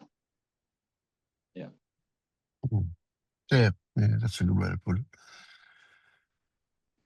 I think a big part of this, as I alluded to, is, and this is not easy if this is something you cherish, but it's killing meaning. Yeah, exactly. Yeah. Well, it's seeing meaning for what it is. Yeah, it's like it's removing the investment in it. I used to be into, you might be familiar with the Course in Miracles, and whatever else I did or didn't get from it, the lessons, the early ones, they just go right in there. They just say, one of the first ones is, nothing I see means anything. That's it. And it elaborates very slightly. Then he goes on the next one, this chair does not mean anything. You know, you think it does. You think it's a chair. And this is like the earlier lessons in a 1 per day curriculum. And I thought, if not, that blew my mind. But I'd forgotten along the way. I mean, I've forgotten that. But it just comes back to that. It's made up. It's just made up. How can it? It's like it becomes ridiculous. And then how can this not be made up? It's not in and of itself anything. It's a canvas. Yeah. Yeah. Until we Yeah. forget and try painting on it. Yeah, we do. Yeah. Yeah. So that brings to mind the cup exercise that I use, and well, or a variation on that. And it's really simple to see that if you put a cup on the table in front of you, it has colour and form and shape, but nothing in it says it's a cup. Nothing in it itself says it's designed to hold a liquid for you to drink. Yeah. That's all added to it. It's the meaning that we apply. Yeah. I think I've actually more or less come to terms with most of that, at least at the level of my perception right now. The fact that I'm still holding on to certain stories and memories and whatever implies that it is not accepted all the way down. Because otherwise, why would I hold on to them? They're meaningless. So how do you know you're holding on to them?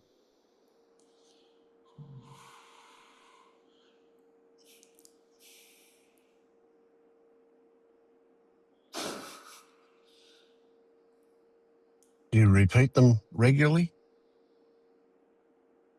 Have you got them in a padded box? Have you got? Are they in a special place? How do you know you're holding on to them? Do you mean that you believe them? Uh, No answer is required. It's that contemplation that we're after. Yeah. yeah, no. And I think Vince's notice, question was closer to the mark.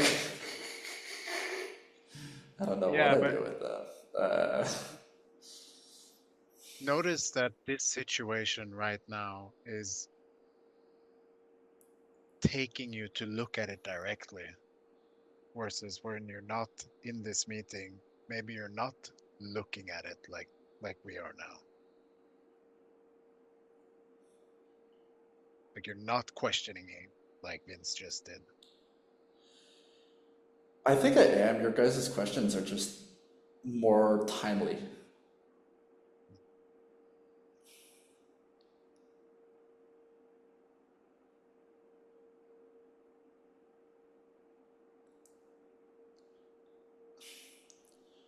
Like I do a lot of self-inquiry of similar sort to that question. Like, how do I know? What does no feel like? How do I know it's in my stomach as opposed to a mental picture about my, like that type of thing.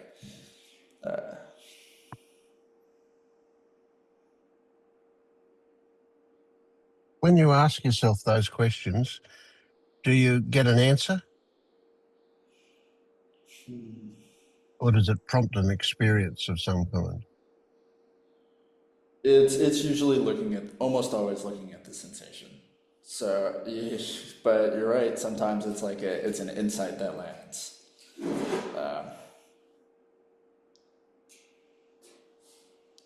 So more story there. But it is a lot of like, do I actually know this, or is this just interpretation of something?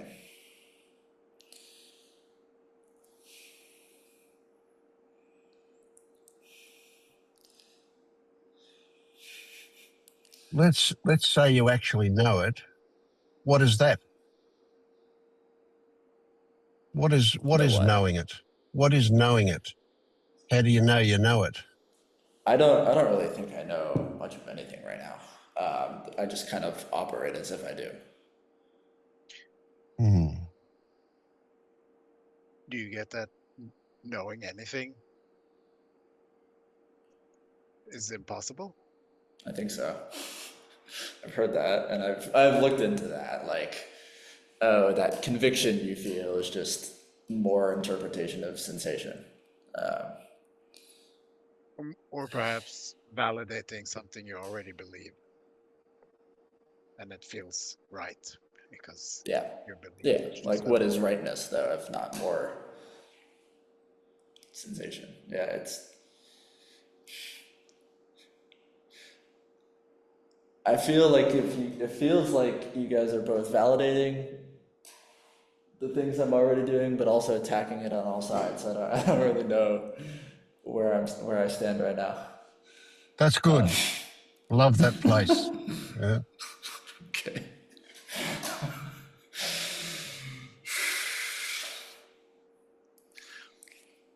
So, well, hopefully, if you don't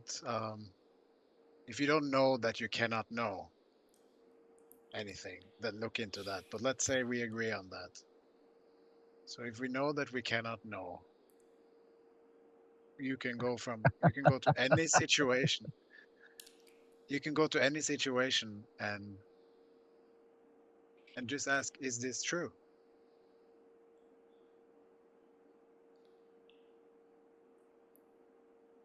You just turned my mind inside out with how do you know you don't know?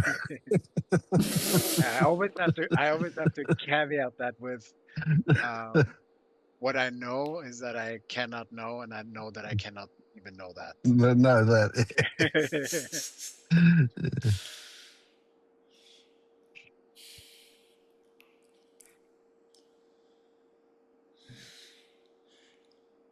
The one question I'll ask is,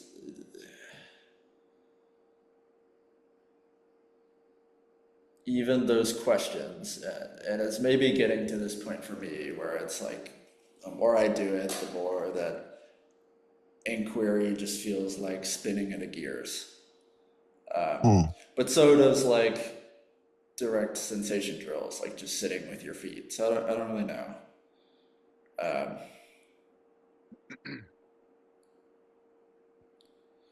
Like, So if why there are you wasn't still clear, I there? mean, like more selfing, huh? Why are you still locked into that place? You've got everything you need to be out of there. Why are you still there?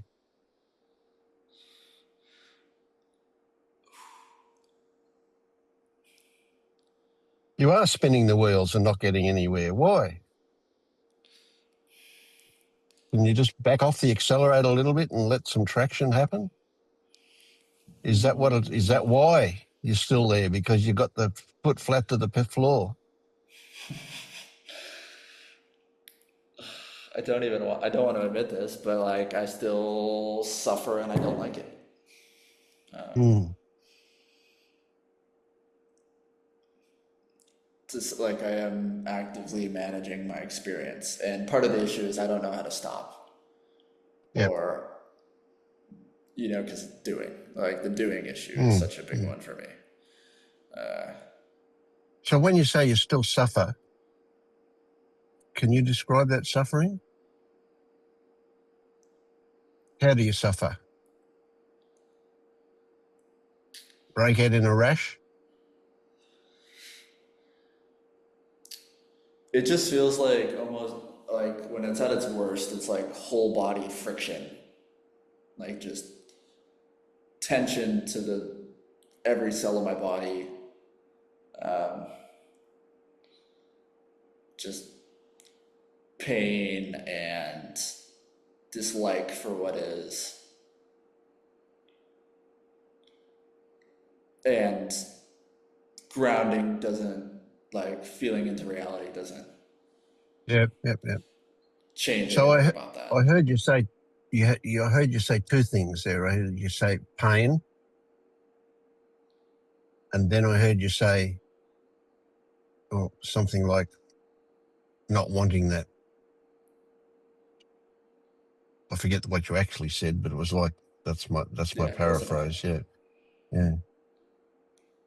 And can you see that you can see the difference between those two, can't you?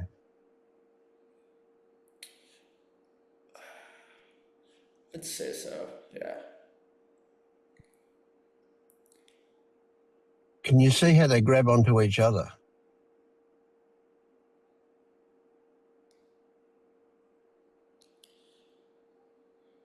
I think so. Like, there's been times where I'd be like, uh, I hate this feeling of, let's say, shame, but I can't get rid of it and I can't accept it. So let's deal with the meta layer of dislike instead, Mm-hmm.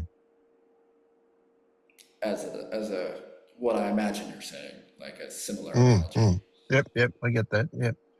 So you get stories on stories there. So What is shame? Yeah, that's the problem.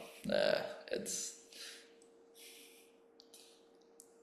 just in those moments, there's like what I would label shameful feelings. The keyword. So there is the feelings. We can't even freaking talk about any of this without using English words. Like, Yeah. But let's separate it. There is the feeling that you're calling shame, and then there is the story that turns it into shame. yeah.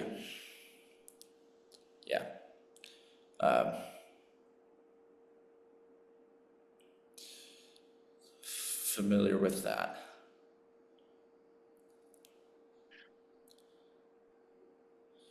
Where were we? Yeah, sorry. Go Jack, ahead. I suspect, Jack, that, and please correct me if I'm wrong, but this is super, super common, that the mind understands what is pointed to. And then because it understands, every time somebody points to it or that idea comes up, that, what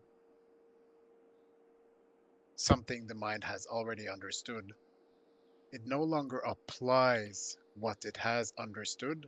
It just jumps over the application of it and says, well, I've understood this already. It ticks the box of, I have understood the concept of this. And by doing that, it just bypasses the actual helpful concept that it's baked inside of it. You're not doing what the concept is pointing to, so to speak.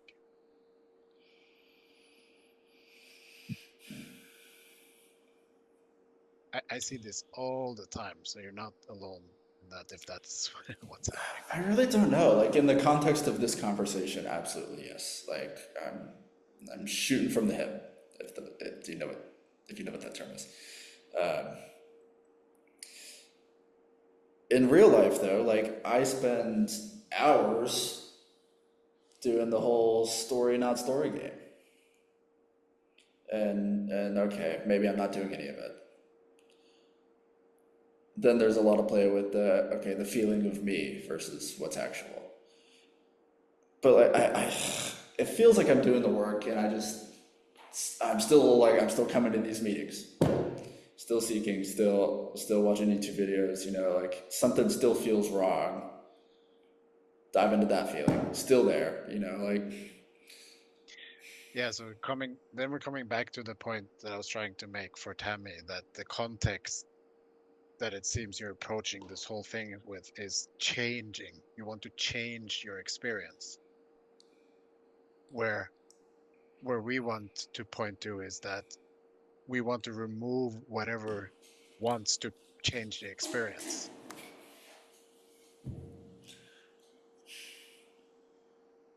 See you, Tim. Bye, Tim. Thank you. Do you see the difference? I do, but like, that's still changing experience.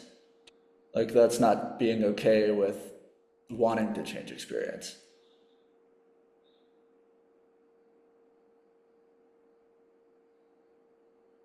Well, that's a that's a thought on top of what I just said, so to speak. That's just the mind jumping over the point of you're not it's not wrong. It's you you can make that conclusion, but where does that leave you? In an endless loop. If if if there was full acceptance for what is in every moment, not wanting to change it, not having a problem with, uncomfortableness or whatever is happening, it would stop there. So it's the seeing of the movement that is trying to change what is and not feeding that, not buying the ticket for the movement that wants something else than this.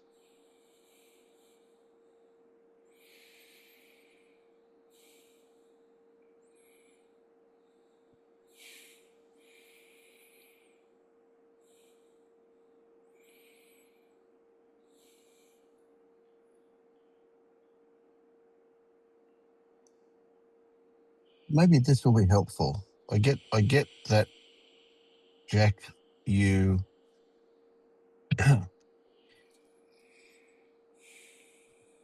you have a sharp mind, clear about what you're doing now, what exists now. Maybe clear about where you want to get to. So you ask a question like, what is Marius or I experiencing in terms of this or that kind of thing? But one of the things that's really big for me, that's really hard to put into words,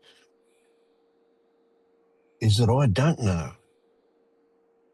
I don't know any. I don't. If you ask me what did I experience this morning, I'd have to say, oh, I don't know. Do I want to remember? Well, I couldn't be bothered. Or maybe if I try hard, I can remember some incidences. But it's really quite murky. What did I actually feel?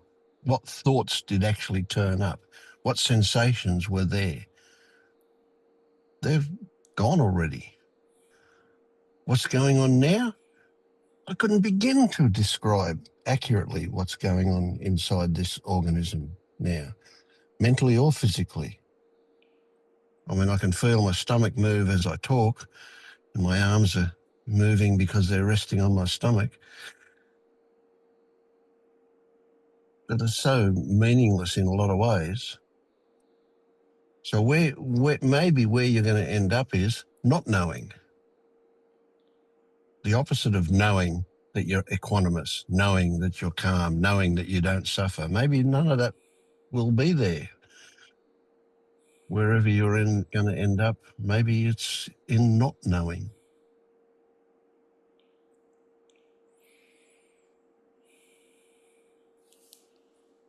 And feeling okay about that. Well, not only okay, I feel good about it. That's been at least a significant part of what I've had to come to terms. I mean, I've managed to fill my head with all sorts of Yeah, yeah, knowledge in the yeah. process of. Yeah, well, that's the thing with long-time seekers. We have to turn them upside down and shake them empty. I'm not even a long time seeker though. I'm just an avid reader. Like I've been doing this for 10 So months. so Oh, wow. we're coming back to the killing of the meaning and kind of seeing why we can't know anything. I think what Vince is describing is I can relate to that, and I if I'm going to put a theory on it, is it's because knowing anything, like registering a knowing, is a thought. And I think that once the value of a thought has diminished at the level that it has diminished here, it doesn't register in the system. It's the importance to know anything doesn't hold. So it's not, that's why we don't have, both Vince and I Yeah. don't remember anything because, you know, thoughts aren't important. It's great to have as a tool if you want, but the recognition that anything we think we know is just bullshit.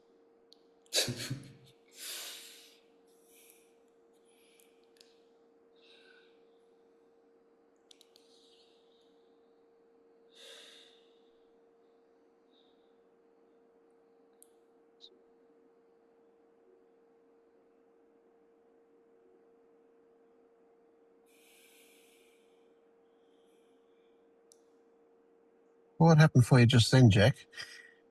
Your shoulders lifted up for a moment, and then you dropped them. But what happened when they went up like that? You can't see me, but like my whole body is contracting and uncontracting right now. It's actually not an unpleasant feeling. Like a lot of questions are coming up and being seen and not asked. So that's something. Um, I like the or sound of not. that. Yeah. Yeah. uh,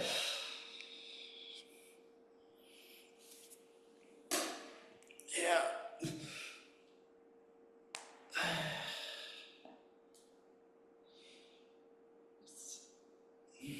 Definitely as a whole body.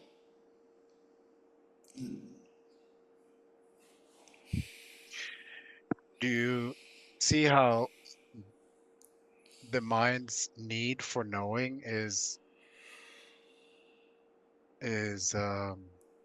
sort of a illusory way to create safety, or a way to create illusory safety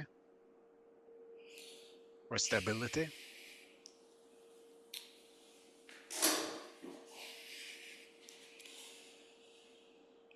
Okay, now I'm in story mode.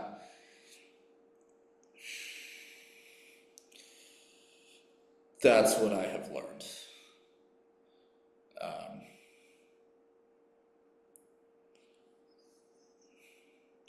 What do you mean by I that? think I think right now I'd even like to call into question that. Like, how do you know it's safety? What is safety?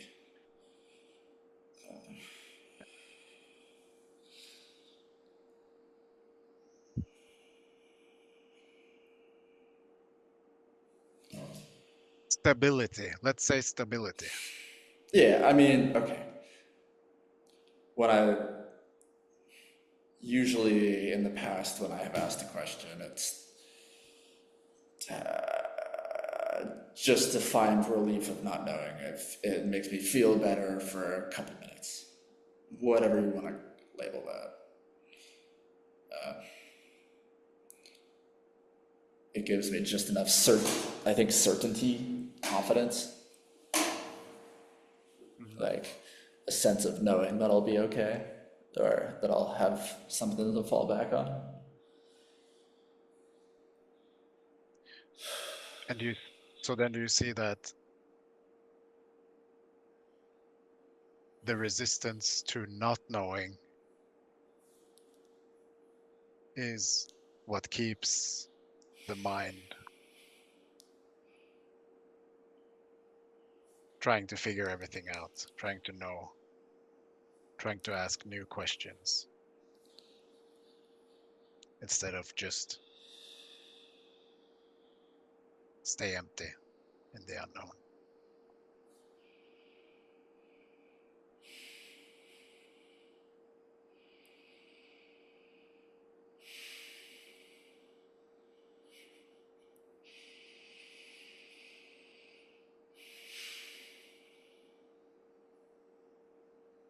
It's not like you can stop the mind from asking question. I'm not saying that, but you don't Oh have no, no, to no, no, no. buy I the know, I'm not. tickets. Yeah.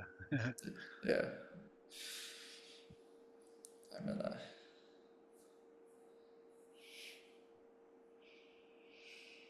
So is it that not knowing some things have a different reaction in not knowing other things? Let's make up one. Let's say would a $1 trillion stacked up be a cubic meter or 2 cubic meters or 3 cubic meters? Do you know how big that would be? No. Do you give a shit? Does it matter? Exactly, right. Yeah. Yeah. It's So it's only certain things that it's important that you know. yeah, like we talked about at last meeting. It's like the relational doubt is the biggest one a, a metric, whatever you want to call it, $1 trillion. Uh, that's where the big fear is. It's like not knowing. Well, that's where there's so much projection.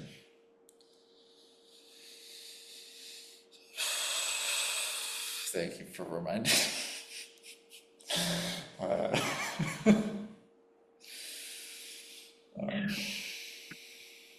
So to not go to that specific thing, you could say that okay. it's whatever threatens, whatever kind of threatens a self, basically. Whatever threatens a fantasy. Okay. Identity. Or threatens that perceived stability, maybe. Is that maybe clear? Or does that even matter? I don't know. Well, who needs the stability? I'm just pointing out that it's the illusory identity or self that's trying to create stability. Okay. Trying to create the illusion of stability. Yeah.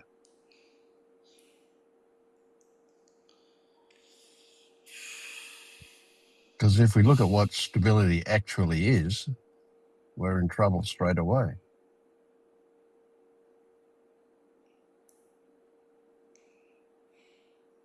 Could you elaborate more on that? I think I know what you mean, but I might have missed. Well, what do you call stability? Or how would you experience stability? A feeling of stability, which is not. Certainty. Yeah, a feeling of certainty, You're talking about which the to you, absence of Uncertainty. uncertainty. Yeah, that was a bit obvious, wasn't it? yeah. Yeah. So So there's then not a we're coming feeling of back. stability. There's a feeling of not being unstable. Sorry, Marius. Yeah, no, it's good. I'm just gonna say we're back to not be willing to release the tiller. It's the same thing we're talking about. I'm not saying that that's a volitional thing, but Uh,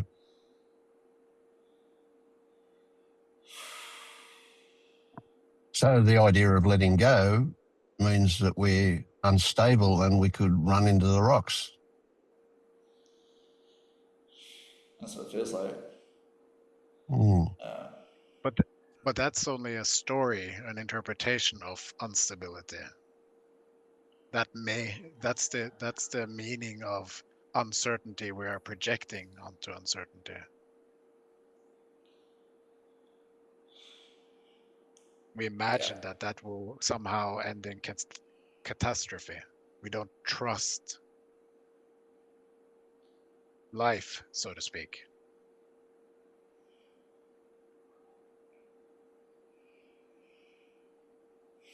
Where we want to get is no interpretation. Either way.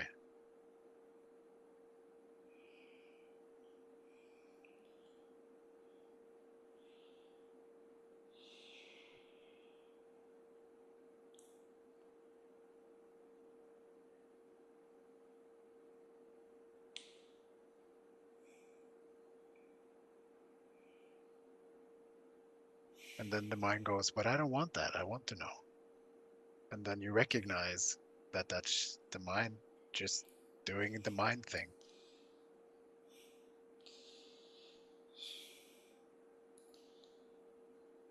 So the Which mind's doesn't mean not it working shouldn't be super hard right happening. now. Mm. Yeah, we can get to overload easily. Yeah.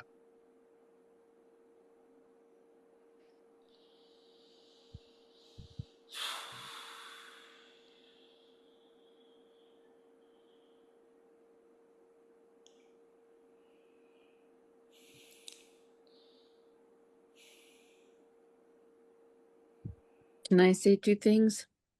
Yes, Tammy, of course. I was just thinking about Tammy, actually. That's fine.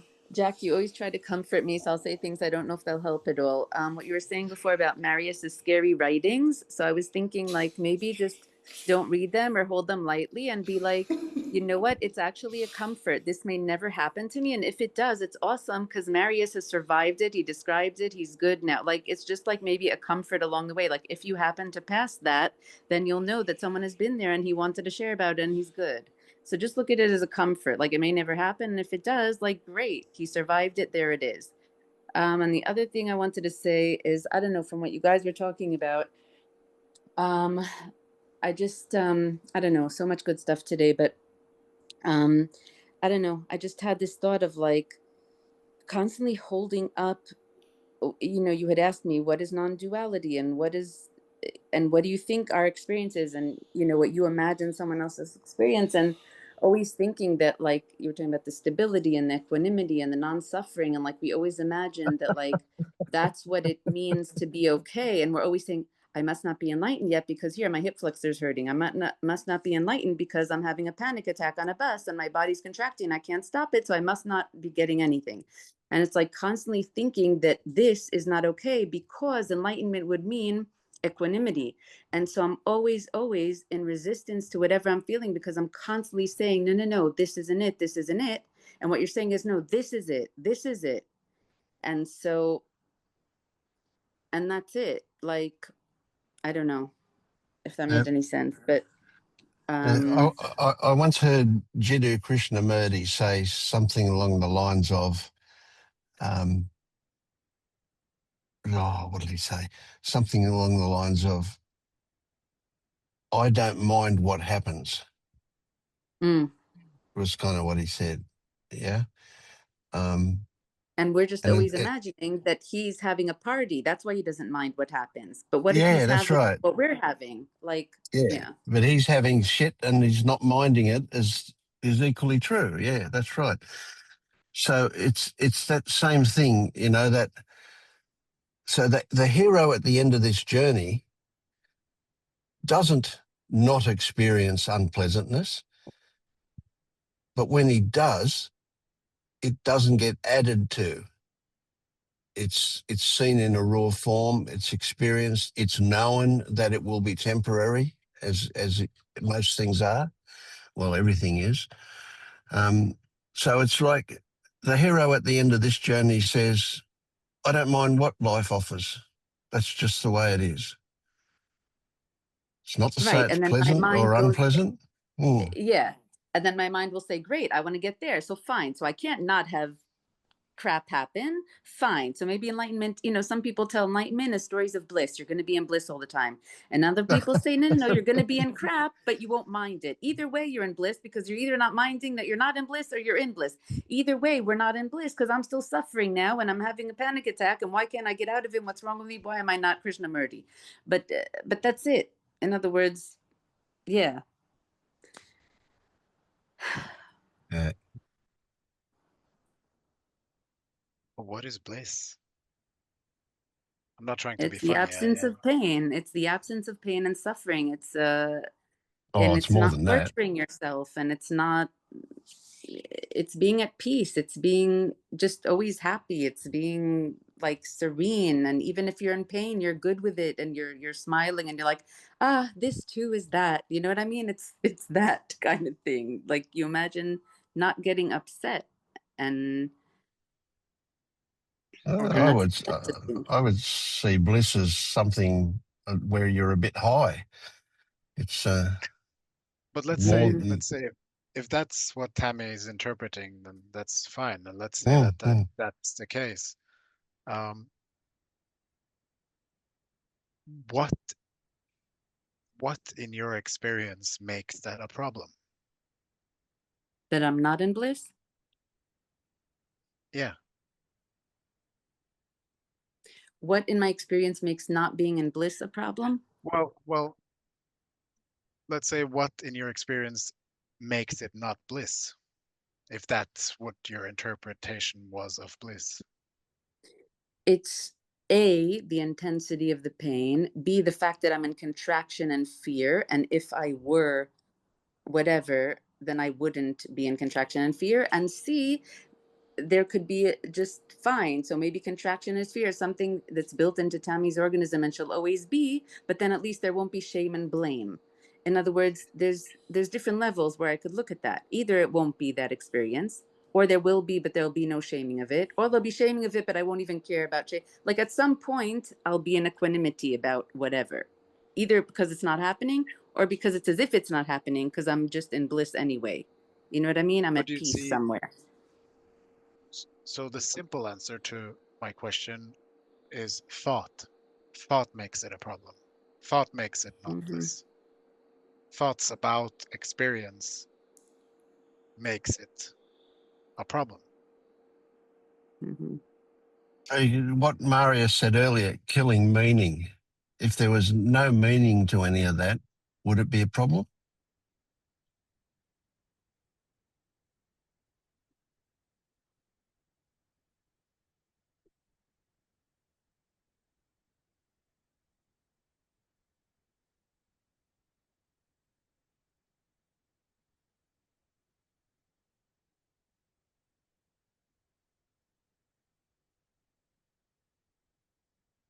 It seems to me that to the organism, pain or panic or contraction is a problem, but you're saying that's only in thought. And I don't know. I have to think about that. I don't Mm. know. Well, do it Uh, conversely. Instead of saying, if there's no meaning, is it a problem? Say the conversely, come back and say, is it only by giving it meaning that it makes it a problem? I say no, because all animals and all babies look to resolve pain, suffering, contraction, hunger. So I say it's an organism thing, because even organisms without thought seemingly have it. So that is my So thought about that. isn't Mm. the very label problem a thought?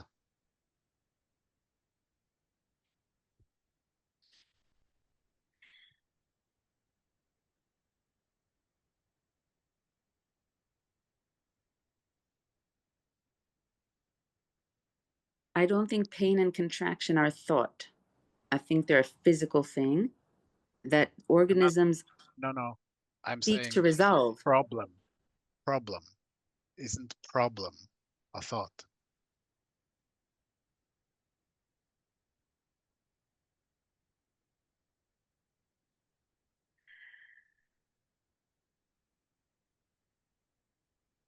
Oh, that's a hard one. Okay, so what is it if it's not a thought?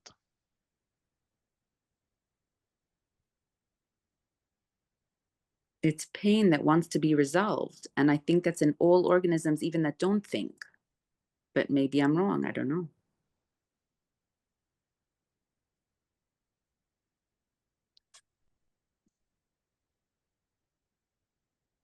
wants to be resolved. Isn't that a thought? It's a feeling. How does that feel? Can you explain the feeling, or like what may wh- whatever feeling that you're feeling, that you're assigning those words to,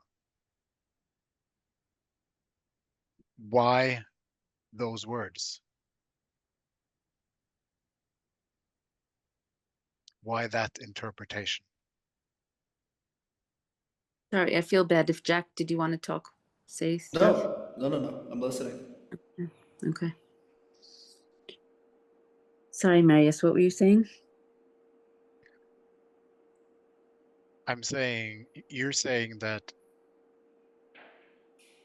problem equals a feeling, or problem that wants to be resolved equals a feeling. And I'm asking you, why? So whatever feeling you're talking about, why assign the meaning or interpretation that equals this needs to be resolved? There's a raw sensation. Why interpret that as this needs to be resolved? Because it's tremendously discomforting and painful. But that is thought. That is a meaning you're putting on raw experience. This is uncomfortable or painful. This needs to be resolved.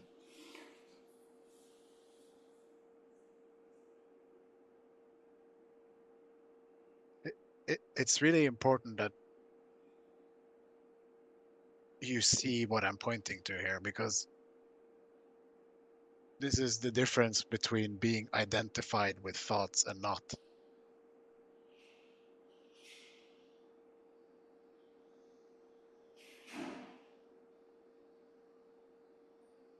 There is no inherent information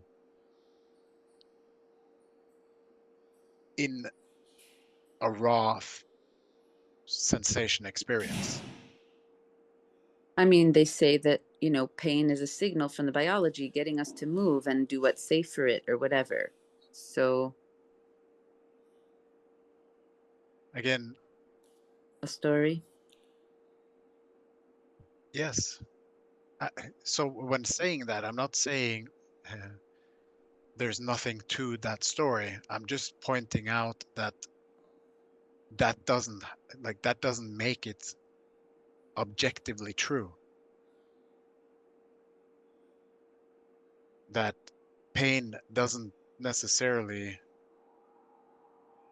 equal needs to be resolved. That's the meaning you're putting on interpretation, you're putting on experiencing pain.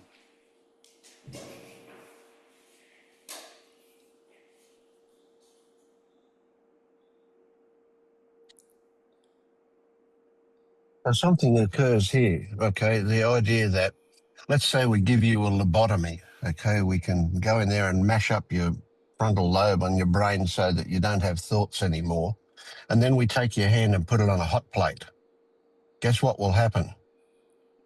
In my fantasy anyway, you'll pull your hand away, right? That will happen automatically without thoughts, right? You don't need thoughts to tell you to pull your hand away. That will happen. The body will do that. Thoughts that thoughts are not the cause of action. Yeah, but not, this diverts it a little bit from the point of seeing the difference between interpreting raw experience. I kind of want Tammy to really grok that, because I think it's really important for her. Tammy, have you heard the tree example? Not sure. So we think, and I think Marius actually used dog for me, but like we call a tree, but no two trees you've ever seen have ever been the same. And it's only we just call them trees, but really it's like a mix of greens and browns and shadows and lights, and it just gets labeled tree, which is vast oversimplification. But the same thing can be said about pain. Like, why do we call it pain and not turtle? How do you know that the pain you're feeling is, how do you know it's the same as any other pain you've had? Like, it could be a completely different sensory experience. You're just calling it pain and glossing over what it actually feels like. And really, all the signal is likely the signal that your body needs, not what your mind needs.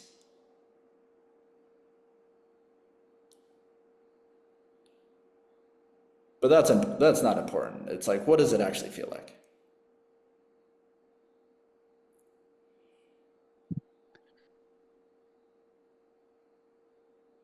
I guess I kind of want you to look at Tammy, is the reason why I'm pointing out that a feeling like the interpretation of a feeling that says pain equals needs to be resolved is a habitual belief, a habitual movement of the mind. So it's always going to be not accepting that there is pain here. I'm not saying that, if you cut yourself, take some medicine or whatever.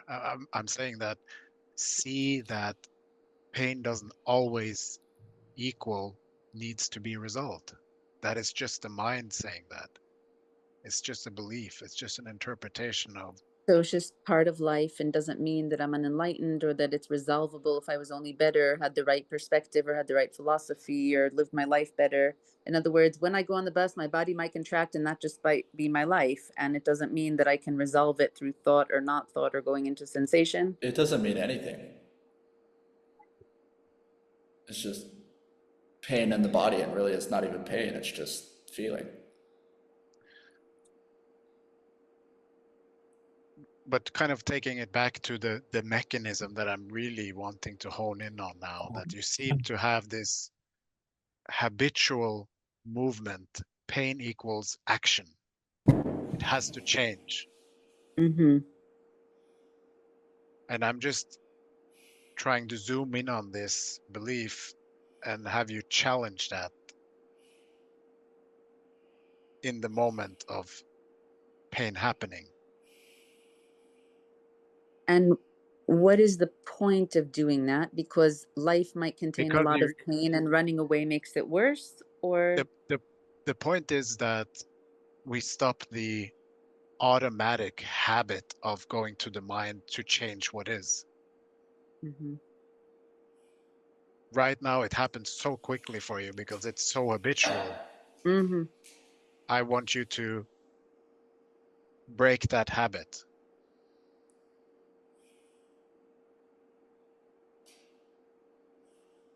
So even in a panic attack or when the body's contracting and not breathing, to just be like, this doesn't need to change, let's just explore it.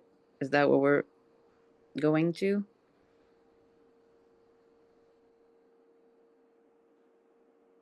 Like, what if this is fine? What if this is it and it'll never change? What if this is just Tammy's life experience and just kind of be with it? You managed to squeeze two stories in there. Oh, God. Look, I'm not saying, I'm really not saying don't do this or do this. I'm only highlighting the mechanism. I'm only inviting a curiosity to see that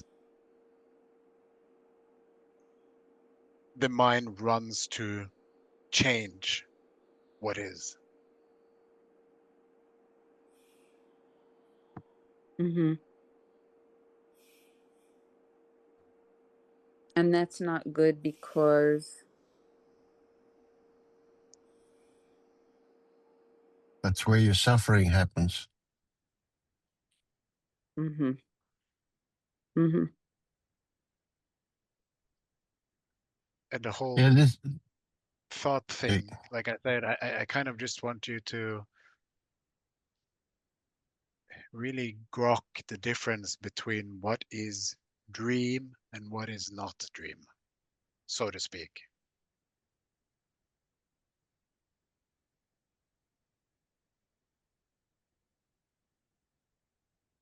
What is pain without thoughts about pain and what it means and what it should or shouldn't be?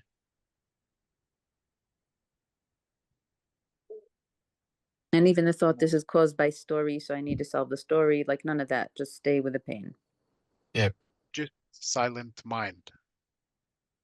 Or like Mm-hmm. if mind if mind keeps going on, that's okay, but it's the attention on the mind that we kind of want to, the habitual going there, we kind of want to break up. Which circles us right back to the beginning of recognizing Yeah. these things when they happen.